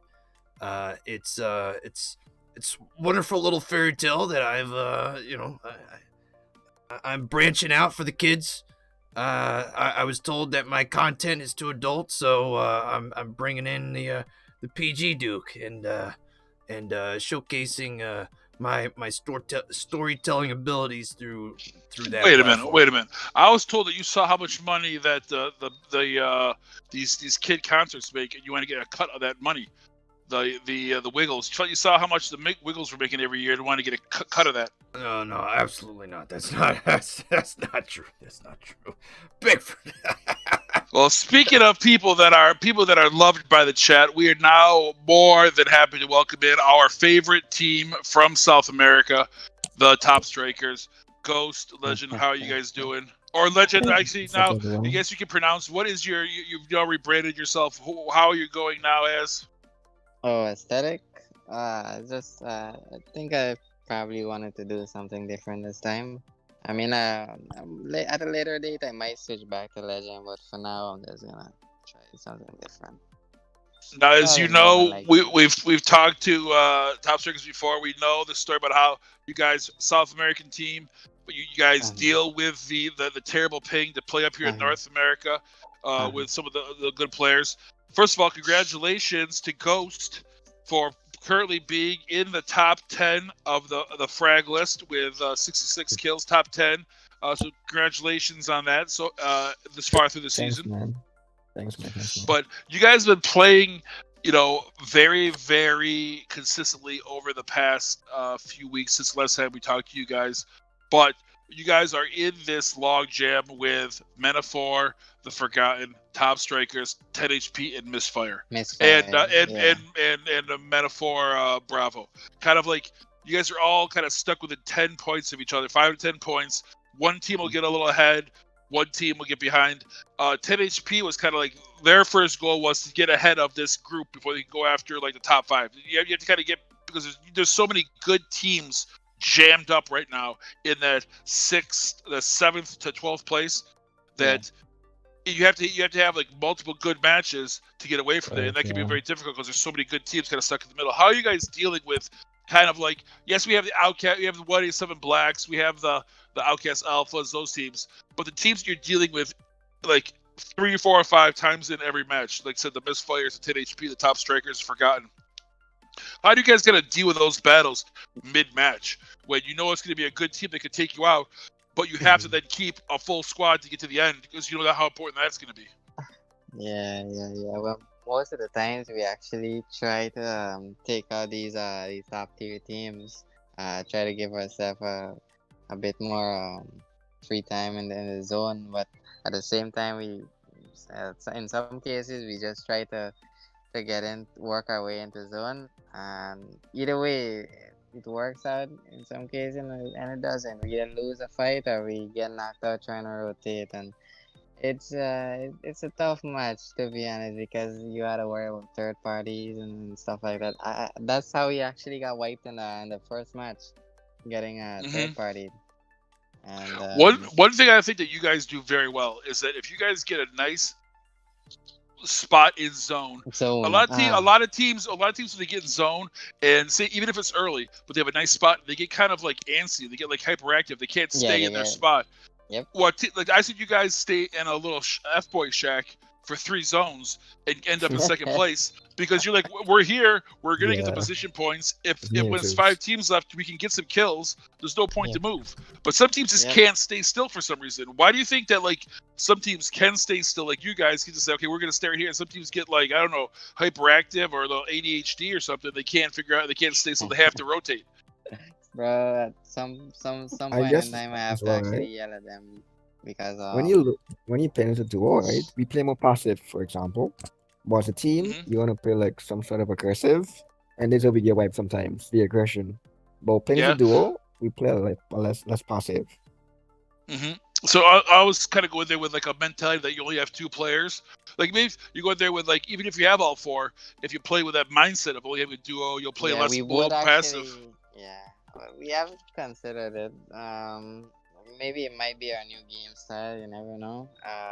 But recently we started taking less early fights and stuff. We might hear shots and might just try to rotate around them or so, and it usually works out. But then again, we get ourselves into zone. There's a team in front of us that we have to fight, and the next team might put up from behind. It's always a tough situation, and the smaller the zone gets, the more sweaty the teams are. Yeah. It has got a lot more sweaty as the zones get closer. Now, for you guys, are you guys all native Spanish speakers, or do you guys speak Portuguese? Do you guys have any issues when you're playing? No, we all speak English, bro. Actually, right? You speak English in game. Yeah. Well, okay. Well, that's it. I mean, so like of the guys, of you guys that are playing, you guys. So let's just go through. You have Legend, obviously, and Ghost, Zeus, Viper, Prodigy. How many of you guys are like native Spanish speakers versus native English speakers versus another language like Portuguese if they're from, let's say, Brazil? Actually, right? We're the only English-speaking country in South America. Yeah. Really? English-speaking. Yes. And what country? And what country is it? It's pronounced as Guyana. Oh, well, something, man. We're not only learning about PUBG, we're learning about our brothers from all South America, and so that speaks. You speak as English is the native language, or I guess the predominant language there. Yeah, it's actually the language here as well. We don't speak Spanish over here. Outstanding. I was saying, so you guys do speak it, and are you guys more of like a quiet team, or do you guys get loud in the matches? No, we are toxic as hell. But we're toxic on a certain level. Yeah, I know. Yeah, we're toxic with ourselves, and I guess with other teams we just try to be respectful because we know how it is. So you can say what you want with your brothers, but you can't with strangers. Yeah. We try not well, we're getting ready to start the third match, and I really appreciate you guys giving us all this time. Good luck to you guys, top stringers, and like I said, our favorite team from South America. So good luck for the rest of the season, and hopefully you guys come in second place to Misfire tonight. Yeah, thanks for having us. GG's. There you go, Duke. Are learning about the languages spoken in South America as we learn about PUBG. Where else are you gonna get that much information on a Monday night? Learn something new every day.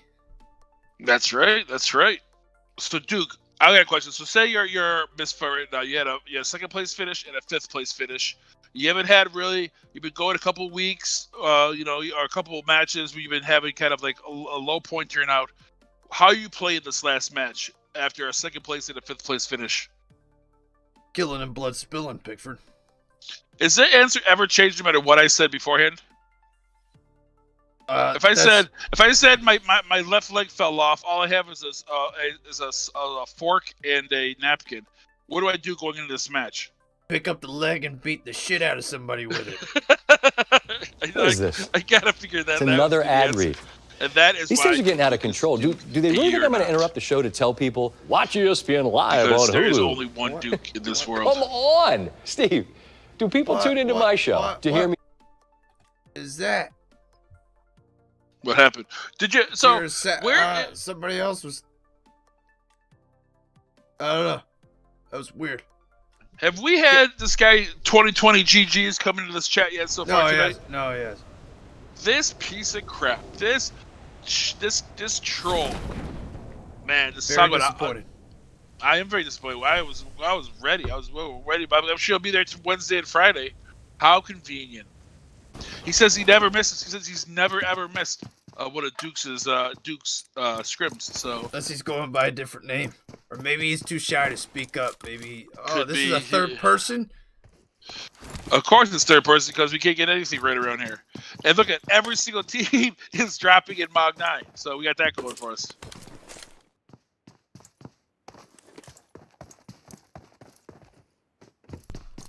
Ladies and gentlemen, the scores are as follows, as you can see at the top here of your screen.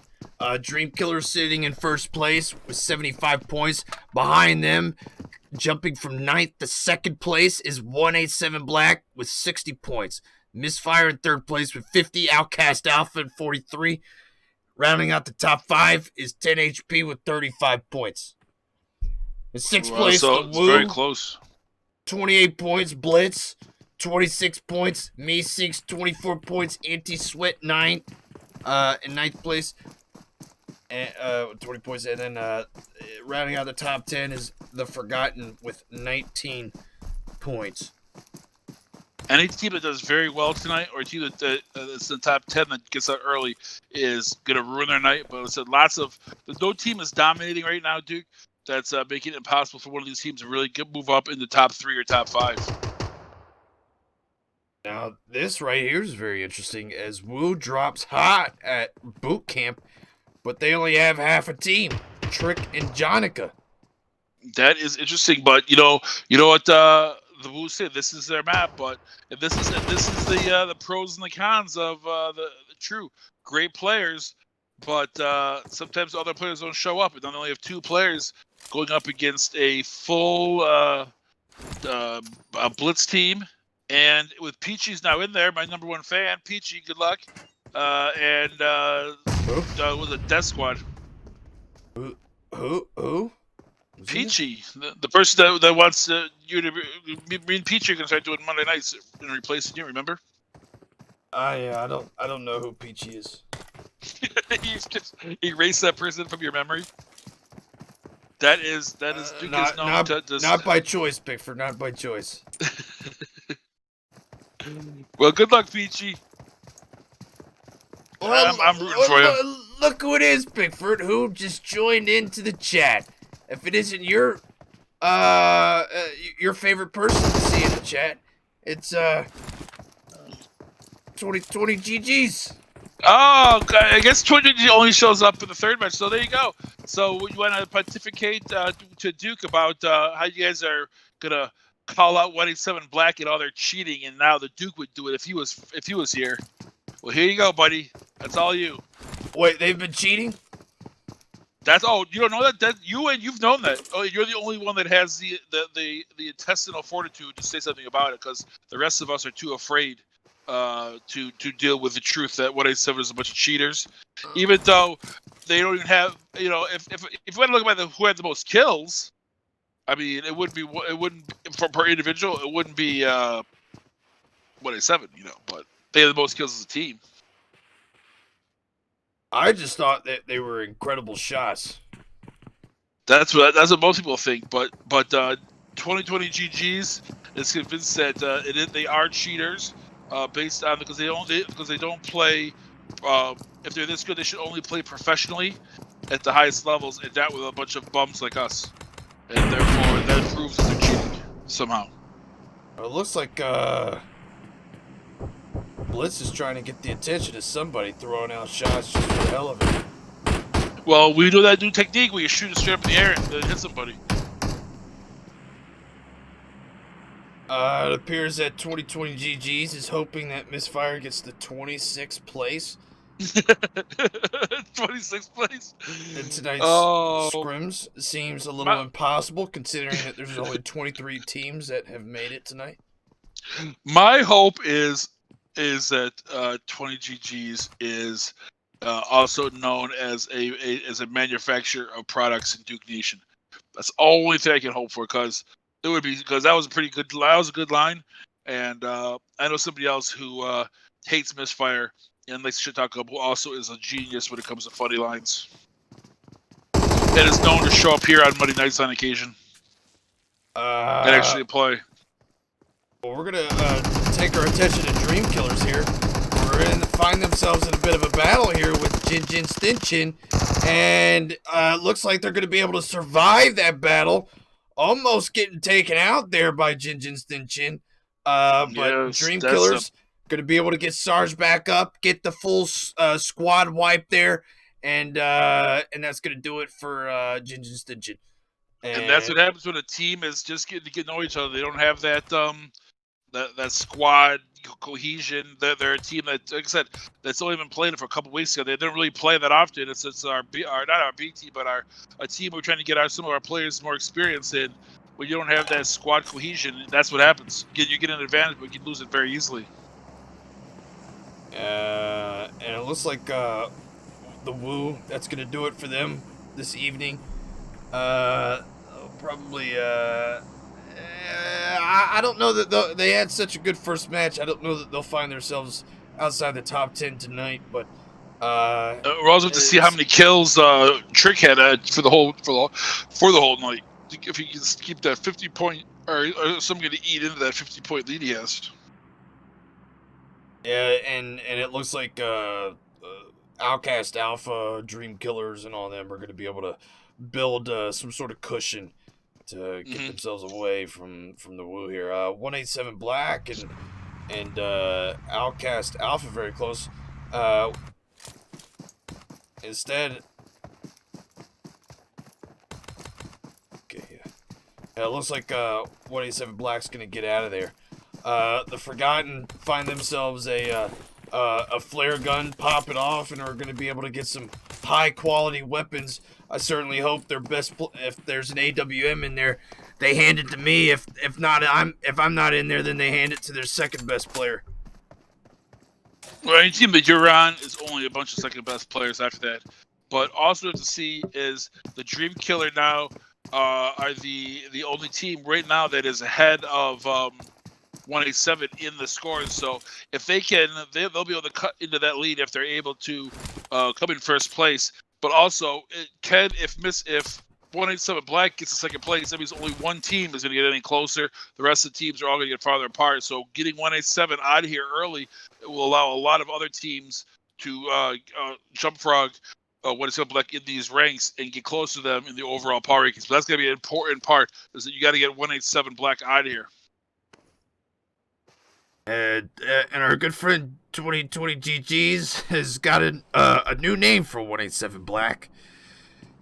187 Hack. Yes, but now that Hacks aren't using that name, they're using Blitz. Maybe they could buy it from them, Hacks, and come to 187 Hacks.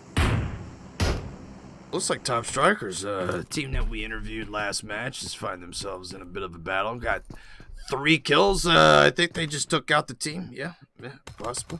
No, it was Outcast Charlie. They did take out 2 members of Outcast Charlie.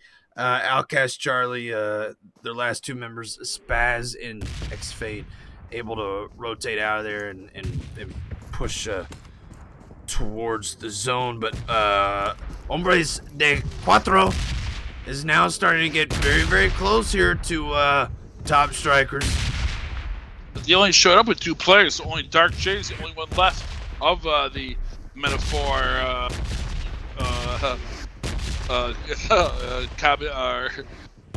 Metaphor Bravo team.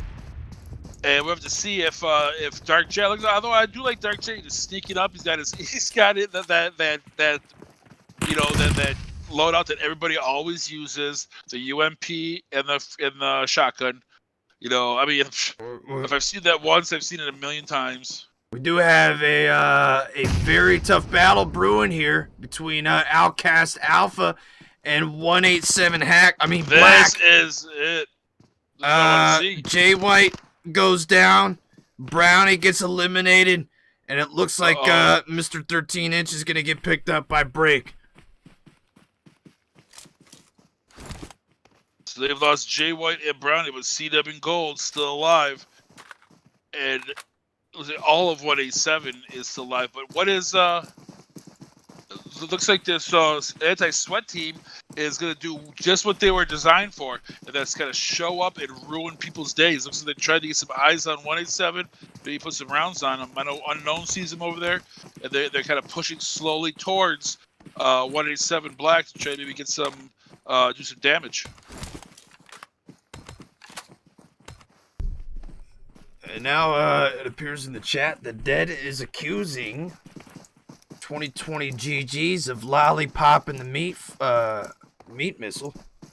Whoa, two guys known to have a couple things to say in various chats, that being Dead and 2020 GGs. So I'm sure that as long as we keep it... He's accusing him of that as to why he's showing up late. Oh, he does show up around the third or fourth match. He does. That is his or her MO. So, but they usually give us tons of good content in that chat. Keep it, say whatever you want in the chat. Just keep it, PG-13. You don't have to use adult language. We don't want anyone. We don't want to lose any of those funny lines because you said something, dropped too many F-bombs or something racial. Like that. Keep it clean, but keep it funny, and you should have no problem.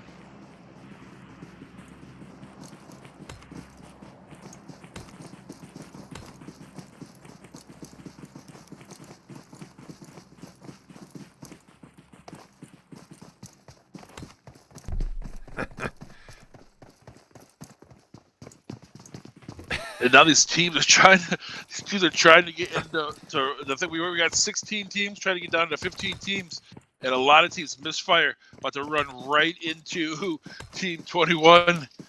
Well, who's left? What JT? Whoever's left of Team 21. HVAC. I think it's Justin Timberlake. Directing our attention to the #1 team so far tonight, Dream Killers, looking to push in and get that second place spot. Coming in after 10 HP, able to get a knock and a finish here.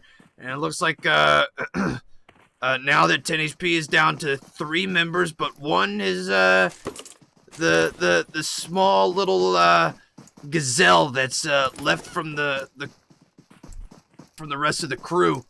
And it looks like they might push in. No, it looks like Dream Killers is not going to push in and go after. I want to see what happens with Gold and C-Dub spread out in out 187. 187 knows right where OUTcast is. They don't know where the second player is. And they know that it's OUTcast Alpha. They don't want to make a dumb mistake. C-Dub's going to have him set up in a nice position. That's exactly what C-Dub's done. He's got himself Overwatch. Put Gold low. You're thinking he'd put Gold high with a sniper, but he didn't. He reversed it, put himself high, put Gold low. And these two guys are pretty much holding 187 the entire squad back just because of their ability that they know that if whoever goes first is going to get knocked. It's going to take a team like Hacks or one of the teams that's surrounding them or that team 25 over on the right-hand side, the third party to get it down before anyone that thinks going to break the stalemate. It appears that 187 Black, Break continuing to use that third-person peek to see if he can find anybody, but it doesn't look like that's happening. If C-Dub and Gold, this is what you need to do. Like, you always see these guys in third party getting knocked. You're like, how could they get knocked when they're third-party peeking. That's a great point. C-Dub and Gold able to get all the information they need without exposing themselves, even for a second. Because even if they don't shoot you, if they see you, they know exactly where you are now, and they can make a play on attacking you. They know that OUTcast Alpha's out there. They just might not know exactly where it is. And that right there is what allows two guys to hold four players back of 187's quality. Because if their hacks working, they can obviously see through the rocks and know exactly where they were. It's probably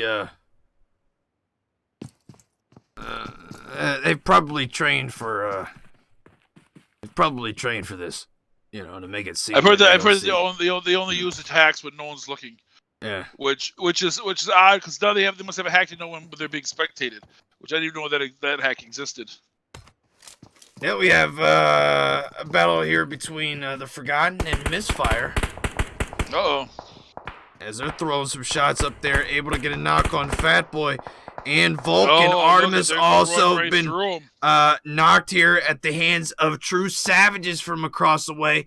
And Zozu is the only one that's left standing on this team.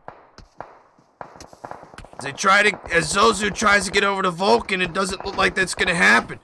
They keep throwing shots over there, that tree, but it looks like he might get it. Just in the nick of time. Look at that. Wow, that was low. He said he has 0 HP. I don't see any red on his health meter. And yet he's alive. Now, can they get to? Obviously, Artemis is done. Is Fat Boy done also? Because now with 14 teams, these teams are going to be dying left and right, Duke. So just staying alive another 45 seconds to a minute could be another 3 or 4 positions. Now Zozu able to get a knock here on Prodigy of True top strikers. Looks like Fat Boy is going to get, he's going to bleed out at the hands. Oh no, gets taken out by Gizmo there. As they continue to throw shots up there at Vulcan. And Vulcan getting taken out. Zozu, the only one that's left standing on this Misfire team. A team that's been looking for a strong finish here in one of these scrims, but it doesn't look like it's going to happen tonight. As getting a 14th place, potentially here, 14th place finish. So it could be 3 points. Though they are currently in 3rd place, so they might be able to get a top 5 finish, potentially. As now Blitz finds themselves in a bit of a battle here with Meeseeks. Meeseeks trying to send Hacks packing here. Or Blitz. Oops.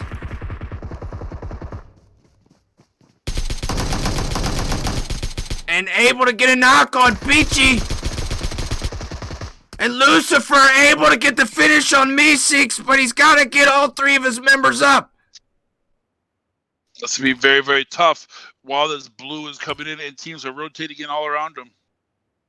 Got top strikers starting to come in. Forgotten. It looks like Blitz going to be able to get all 3 members up here.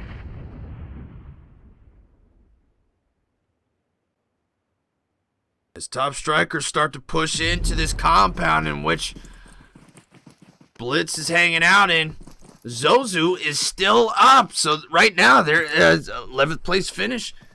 But I'll tell you, him hanging out in the blue, if he got knocked out right away, then he'll get knocked out in 14th place. Is he able to stay alive in that blue from all the way from 14th up to 11th, get those extra critical points for this. Oh, he's still alive. Oh, I was wrong. He is still alive. Trying to get maybe some last-minute kills here before the zone finally puts him down. Still 11 teams remaining. What an effort here. What an impressive effort. Stay alive. I think he's out of advantages. I would get him in. I try to get in the zone at least as close as you can. Oh no! Unable. That corner was done. And now kudos to him. Kudos to him for clutching that 11th place finish. He could have got knocked out in 14. So and now True Savages here, points. Starting to get surrounded here by teams such as Blitz and the Forgotten. You also have Dream Killers coming in from the top, right near where top strikers are coming in. Top strikers coming in right behind Blitz.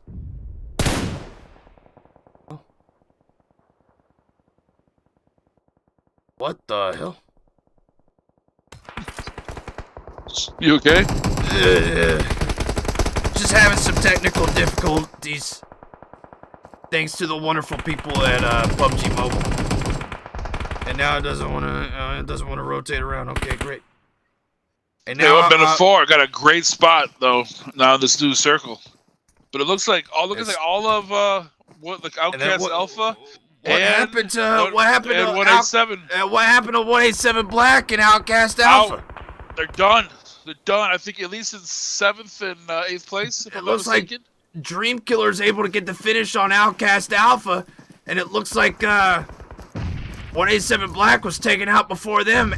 Dream Killer's just mowing through these teams today, and sitting at 13 kills in this match alone. Obviously, we know that Dream Killers is going to probably win this match, but can some other team leapfrog 187 Black and can score some points to break that overall power ranking score right now from what is up in like 71 points. They did break it from 77 down to 71 after Friday. Can they bring it down even more tonight? The True Savages trying to hold off the Forgotten, having to push it to the zone. Men of 4 holding this zone to themselves as Dream Killer starts to rotate around to the bottom of the hill on the west side of this compound. Also over there, Team 12. 10 HP, once again, rubbing their member in the dirt. Rod from 10 HP. But get himself some more points. Now he's 10 HP. And now it's only 3 teams as the Forgotten gets finished, and Dream Killers now has been eliminated in this match. Who's going to get that 30 points for first place? So many points. You can take it from outside the top 10 to top 5, top 3 team in one match. They know that there's got to be at least 2 teams remaining. Knowing that there's a team in that compound down below them, True Savages, they're going to have to jump down there at some point. But they have to be careful. This is not Call of Duty. You cannot parachute down there. You have to... You have to gingerly jump. But I also wonder if they're going to know that Prod is over there, near where Pancake and Deimos is at. Deimos... Pancake throwing some shots over there. Killer going down. Men of 4 Real Deal throws some shots there at the top of the hill. Can't get the knock on Wrestle. Instead he gets knocked here. Prod able to get the finish. One of the members of True Savages, but he ends up dying. What a sacrifice. Looks like Real Deal's gonna get picked up here by Greedy. So look at Evan of 4 just fragging out already with what, 14 kills, trying to finish this off. Another grenade thrown in the direction of True Savages, almost hits him but doesn't quite do it. And of course, for your good luck, everyone has 4 or 5 kills except for people. Greedy gets taken down here by Pancake. Now Deimos trying to get a look in there, but it's smoked out.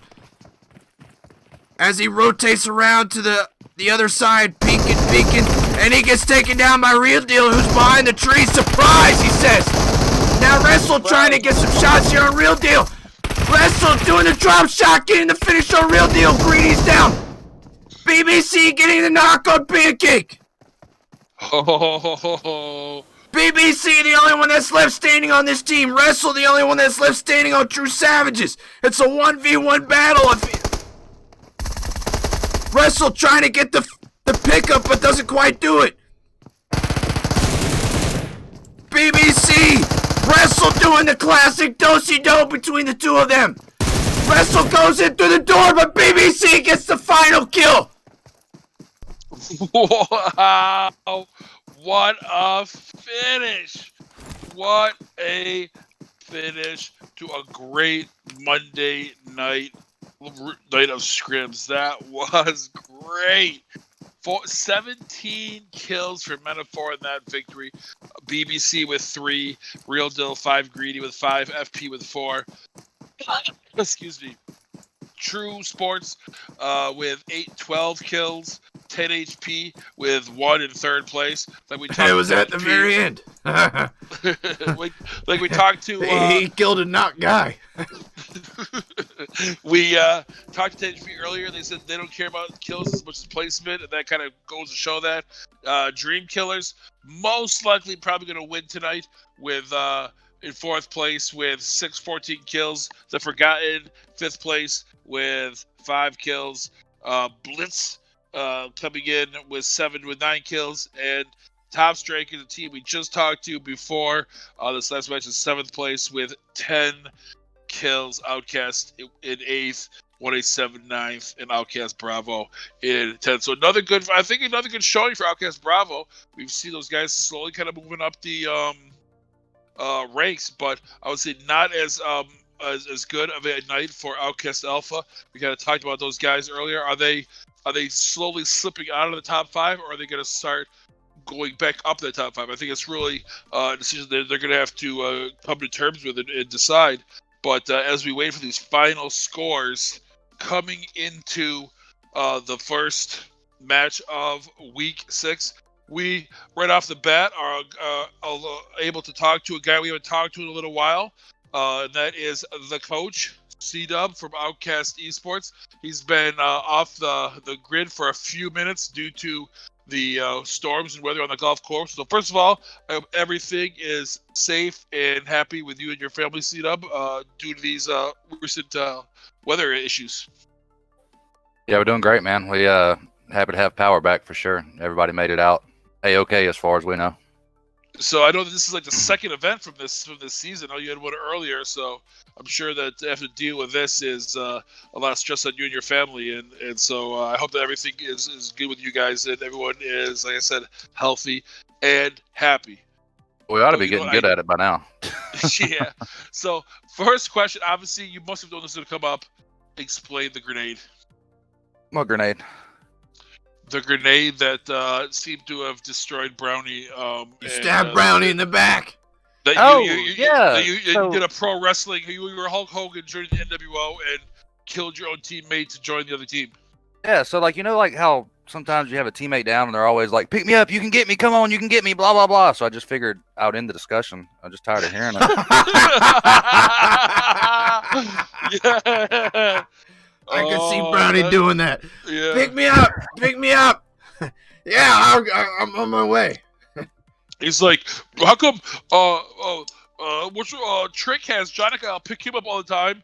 You can pick me up. Yeah, here you go, buddy. Here's a smoke. That's not a smoke, actually.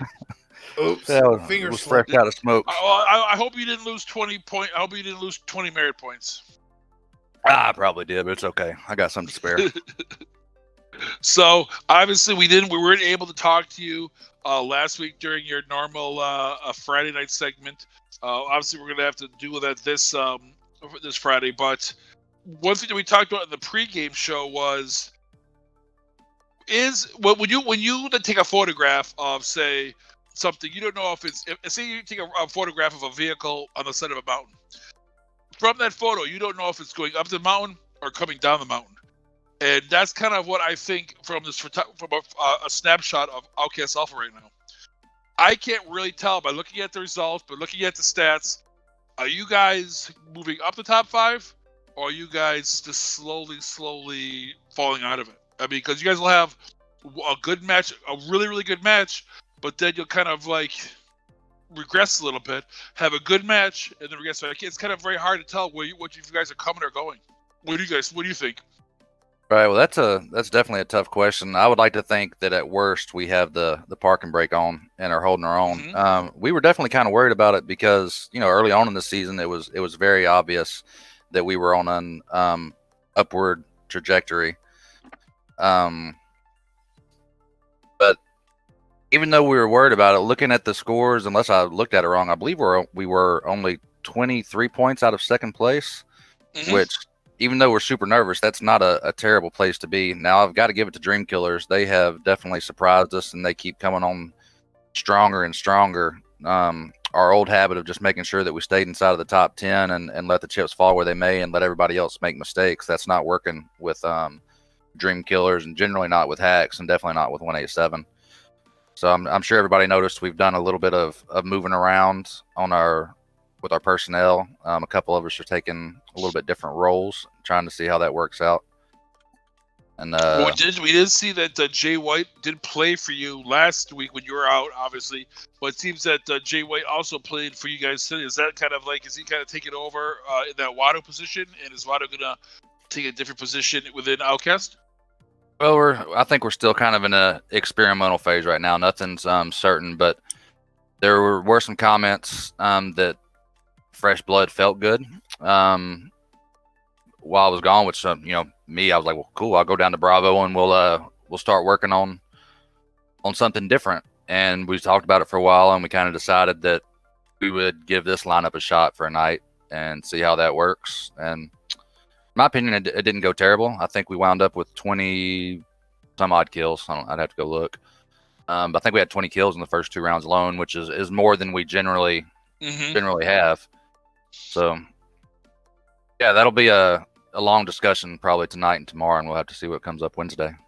Well, I mean, with the quality players that OUTcast has, I mean, it is just, I mean, that's obviously something that's going to come up. I think you see that with like the 187s and a lot of these teams. What really, I guess, the situation comes up is, and I think we've seen it now, maybe with Dream Killers, is that it's sometimes be very hard to take criticism and or to have to move from one role to another. And I think we see it so often in a lot of these like really, really good teams, is that they don't do what's best for the team, and then it causes the team to either self-destruct or to fall apart. Especially when you look at the really high tier 1 teams, because it happens there all the time. I mean, you see that with like Misfits, a lot of teams where everyone's always been the best player they know, and then when they get on the team with everyone's clappers, they can't really handle it, and they can't really take a back seat. So I mean, it's good if you're able to, like, I mean shit, if I was on Bravo and I found out that C-Dub was going to go be on Bravo, I'd be happy. I'd be, if I was Mr. Bacon, I'd probably bake you a cake and send it to you. But I mean, it's tough because I guess there's also that that decision, especially with OUTcast Alpha, is when you're running at such a high frequency, so many high RPMs, is you make a move and it could have a really negative effect, just as easy as it could have a really good effect. So I think that's something you'd have to worry about. You plug and play somebody else. You take C-Dub out and put Jay White in there, or you take Jay or Wadu, put Jay White in there. That could have also just as much of a negative effect as it could have a positive effect. And it might take about the amount of time it takes to figure that out might be too long. You know what I mean? That was a definite conversation that was had. I mean, like I mentioned earlier, we're 23 points out of second place, so it was a very tough move to make. But with the amount of feedback that we were getting in, that not that anybody was better than anybody else, but just that it felt good to have a fresh breath of air. And so we're kind of experimenting, seeing what the right personnel is. And going back and looking at, I'm into the numbers, going back and looking at the averages, average kills have definitely gone up over the past few days, but the average overall points are kind of hanging around the same. So we'll have to see if the placement can catch up with the kills, and that'll be what I think I would say is that maybe what a lot of these teams are doing, 187's doing it, forgotten a lot of team doing a 5-man rotation, and maybe that's obviously something that you guys have not done. You guys have kind of stayed with your set 4, but maybe you can get best of both worlds and bring in some fresh blood, but actually have it like as part of like a process. Some people play better on Miramar, some play better on Erangel, some people play better third person or first person, and kind of have some sort of fresh blood in there, trying to open up the team without having to kind of like just pretty much making it a 5-person team versus a 4-person team. But again, I'm sure you guys will be thinking about that and a million other points over the next couple of days as you guys go into Wednesday. Because like we said earlier, it's getting to the point where you either have to fish or cut bait, because we're running out of time, You can't use an entire scrim to experiment for almost like a new idea at this point, because each scrim now is so important. You said you're only 23 points down, but one bad match and then that becomes 40, or one good match and you're back up on top. So, with only 2.5, now 2 3/4 weeks left, or whatever it is, it's getting more and more difficult to make those decisions and let them see if those decisions bear fruit. Right. Yeah. There's definitely not a whole lot of time to sham around with it, and it was and still is a gigantic risk, because if it doesn't work out, and we decide to go back either the way it was, or we decide that I'm going somewhere, the side Gold's going somewhere, whatever, well, then that's just that much more time that we've lost to develop the synergy and the routine and everything else. So we're looking hard at every decision we make and every step we take, because it's, like you said, it's getting very close to the end. There's still definitely time for anybody to come up and move around, but that time is getting shorter and shorter. Well, I would also love it if that decision made was all of a sudden CM decided he's leaving OUTcast and he's joining Misfire. So I'm telling Brownie that right now. That's the decision that's just been made. So we're going to go off the air right now. That's the end of the day. Good night, everybody. I see y'all. No, but I'll tell you what. To be honest, there is probably. I was talking. We had a team meeting the other night. Myself, Artemis, and a couple of the members of the team. Kind of like, we weren't really happy with our placements recently, and so we wanted to actually come out well tonight, which I think we did in the first two matches. But then we also talked about the kind of players that we respect out there. There's a lot of good players out there, but we, as you know, Misfire, we're not real big on toxicity. So there's probably a handful of guys that we would just want on our team, right? Without no questions asked. And I'll tell you what, CW would be definitely one of them. That's not a ton of poach. That's just a compliment to you.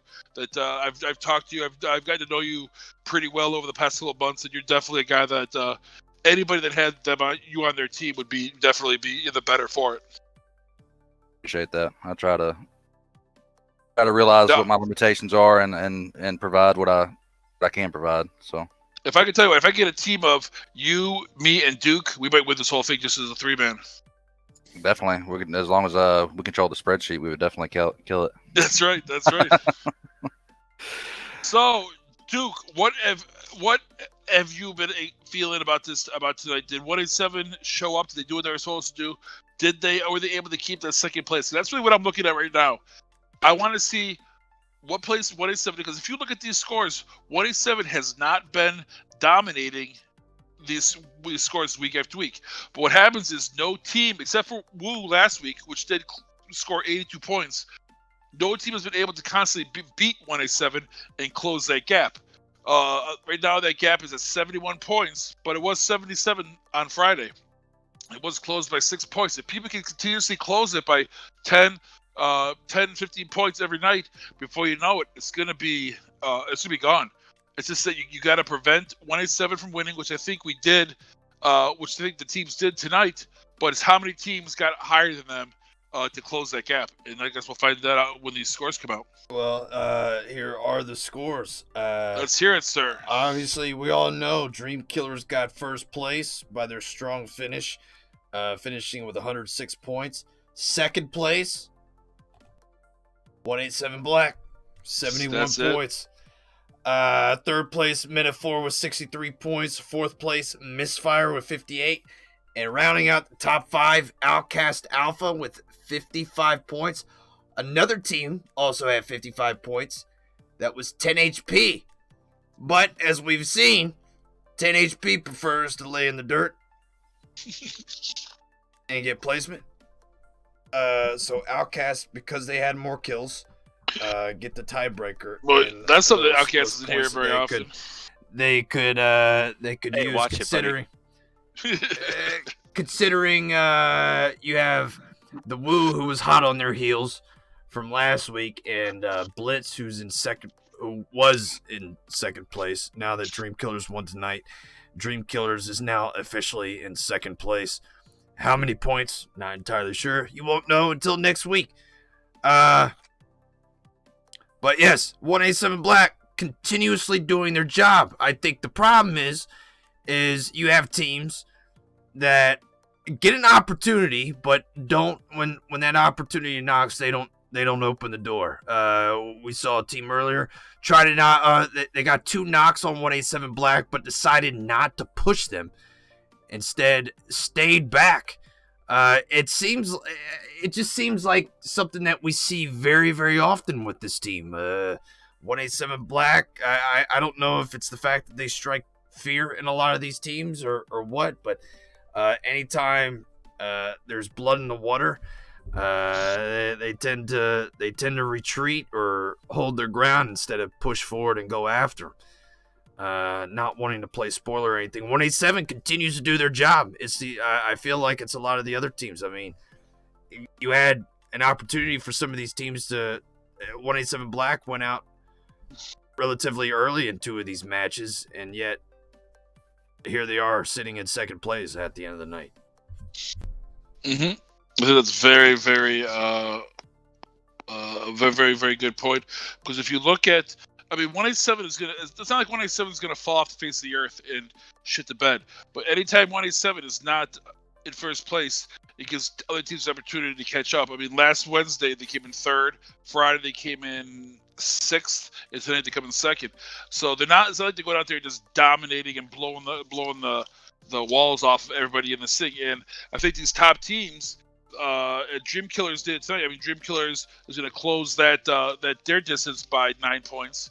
But the other teams are in the power rankings. I see that Hacks, OUTcast Alpha, the Woo, and Tree Esports. You know, you not only do you have to go in there. It doesn't matter what place you come in. It's got to be 1 spot higher than 187. If you want to win. I mean, that's really the goal if you want to close that gap. And so instead of trying to, I guess we're gonna go for a top 5 finish or a top 10 finish or whatever it is. I'd be going for a 1 place finish better than 187 Black. If your ultimate goal, like I say, is to win this event. If it is just a place or whatever, that's fine too. But I don't think that they've achieved such a massive lead. I mean, 71 points is a big picture if you look at it, but it's something that can be chopped down. It's a tree that can be chopped down over 90 individual scrims, now going down to 87 I think left. It's just that you have to go take it it's like how do you eat an elephant 1 bite at a time? And that's really what 187 is. It's just what teams. I mean, it looks like Dream Killers is going after it, and the Woo was until they kind of had that setback tonight with not having enough players. Because it's, like I said, Woo scored 82 points in 1 week.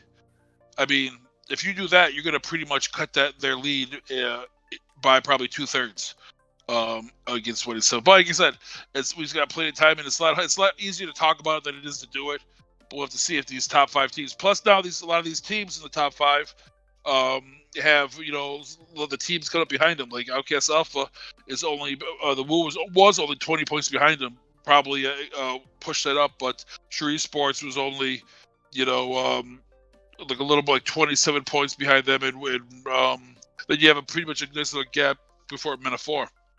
So it seems like OUTcast Alpha have the issue on both sides. And interesting, I have my physicians punching the numbers here, and Dream Killers, if they win every match from here on out, they could still lose. For OUTcast Alpha, if 187 Black comes in second every match out?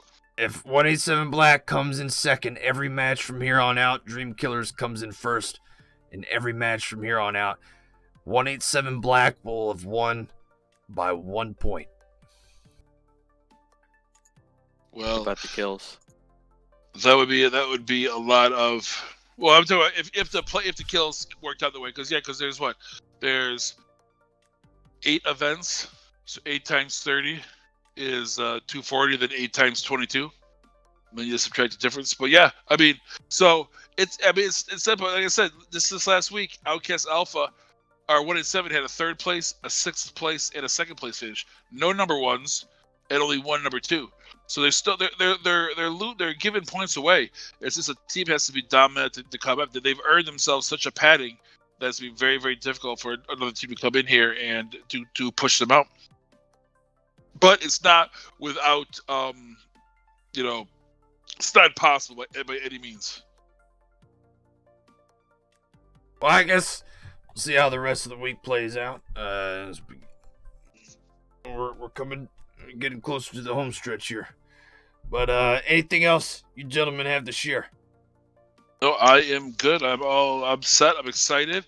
We saw a lot of good badges, a lot of funny things. The best part, obviously, highlight being C-Dub blowing up Brownie with that grenade. That was awesome. That was planned. I told him to. I don't care. I still loved it. You can't. Don't take away my happiness, Brownie. I was very happy to see that. I don't care if you told me to do it or not. Zebra was like right behind me. I wanted him. Santa Claus. Are y'all gonna believe me, or y'all gonna believe Brownie? Come on. I believe C-Dub. What C-Dub told us was that you were bitching to get picked up so hard they told you to shut up and threw a grenade at you. I guess that goes for a better story. So with that, I am done. Thank you again, Outcast Alpha, or Outcast Brownie, C-Dub, and of course the king of them all, the Duke. I am out of here. I'm done. All right, ladies and gentlemen, we're gonna send you over to Red Eyes until next week.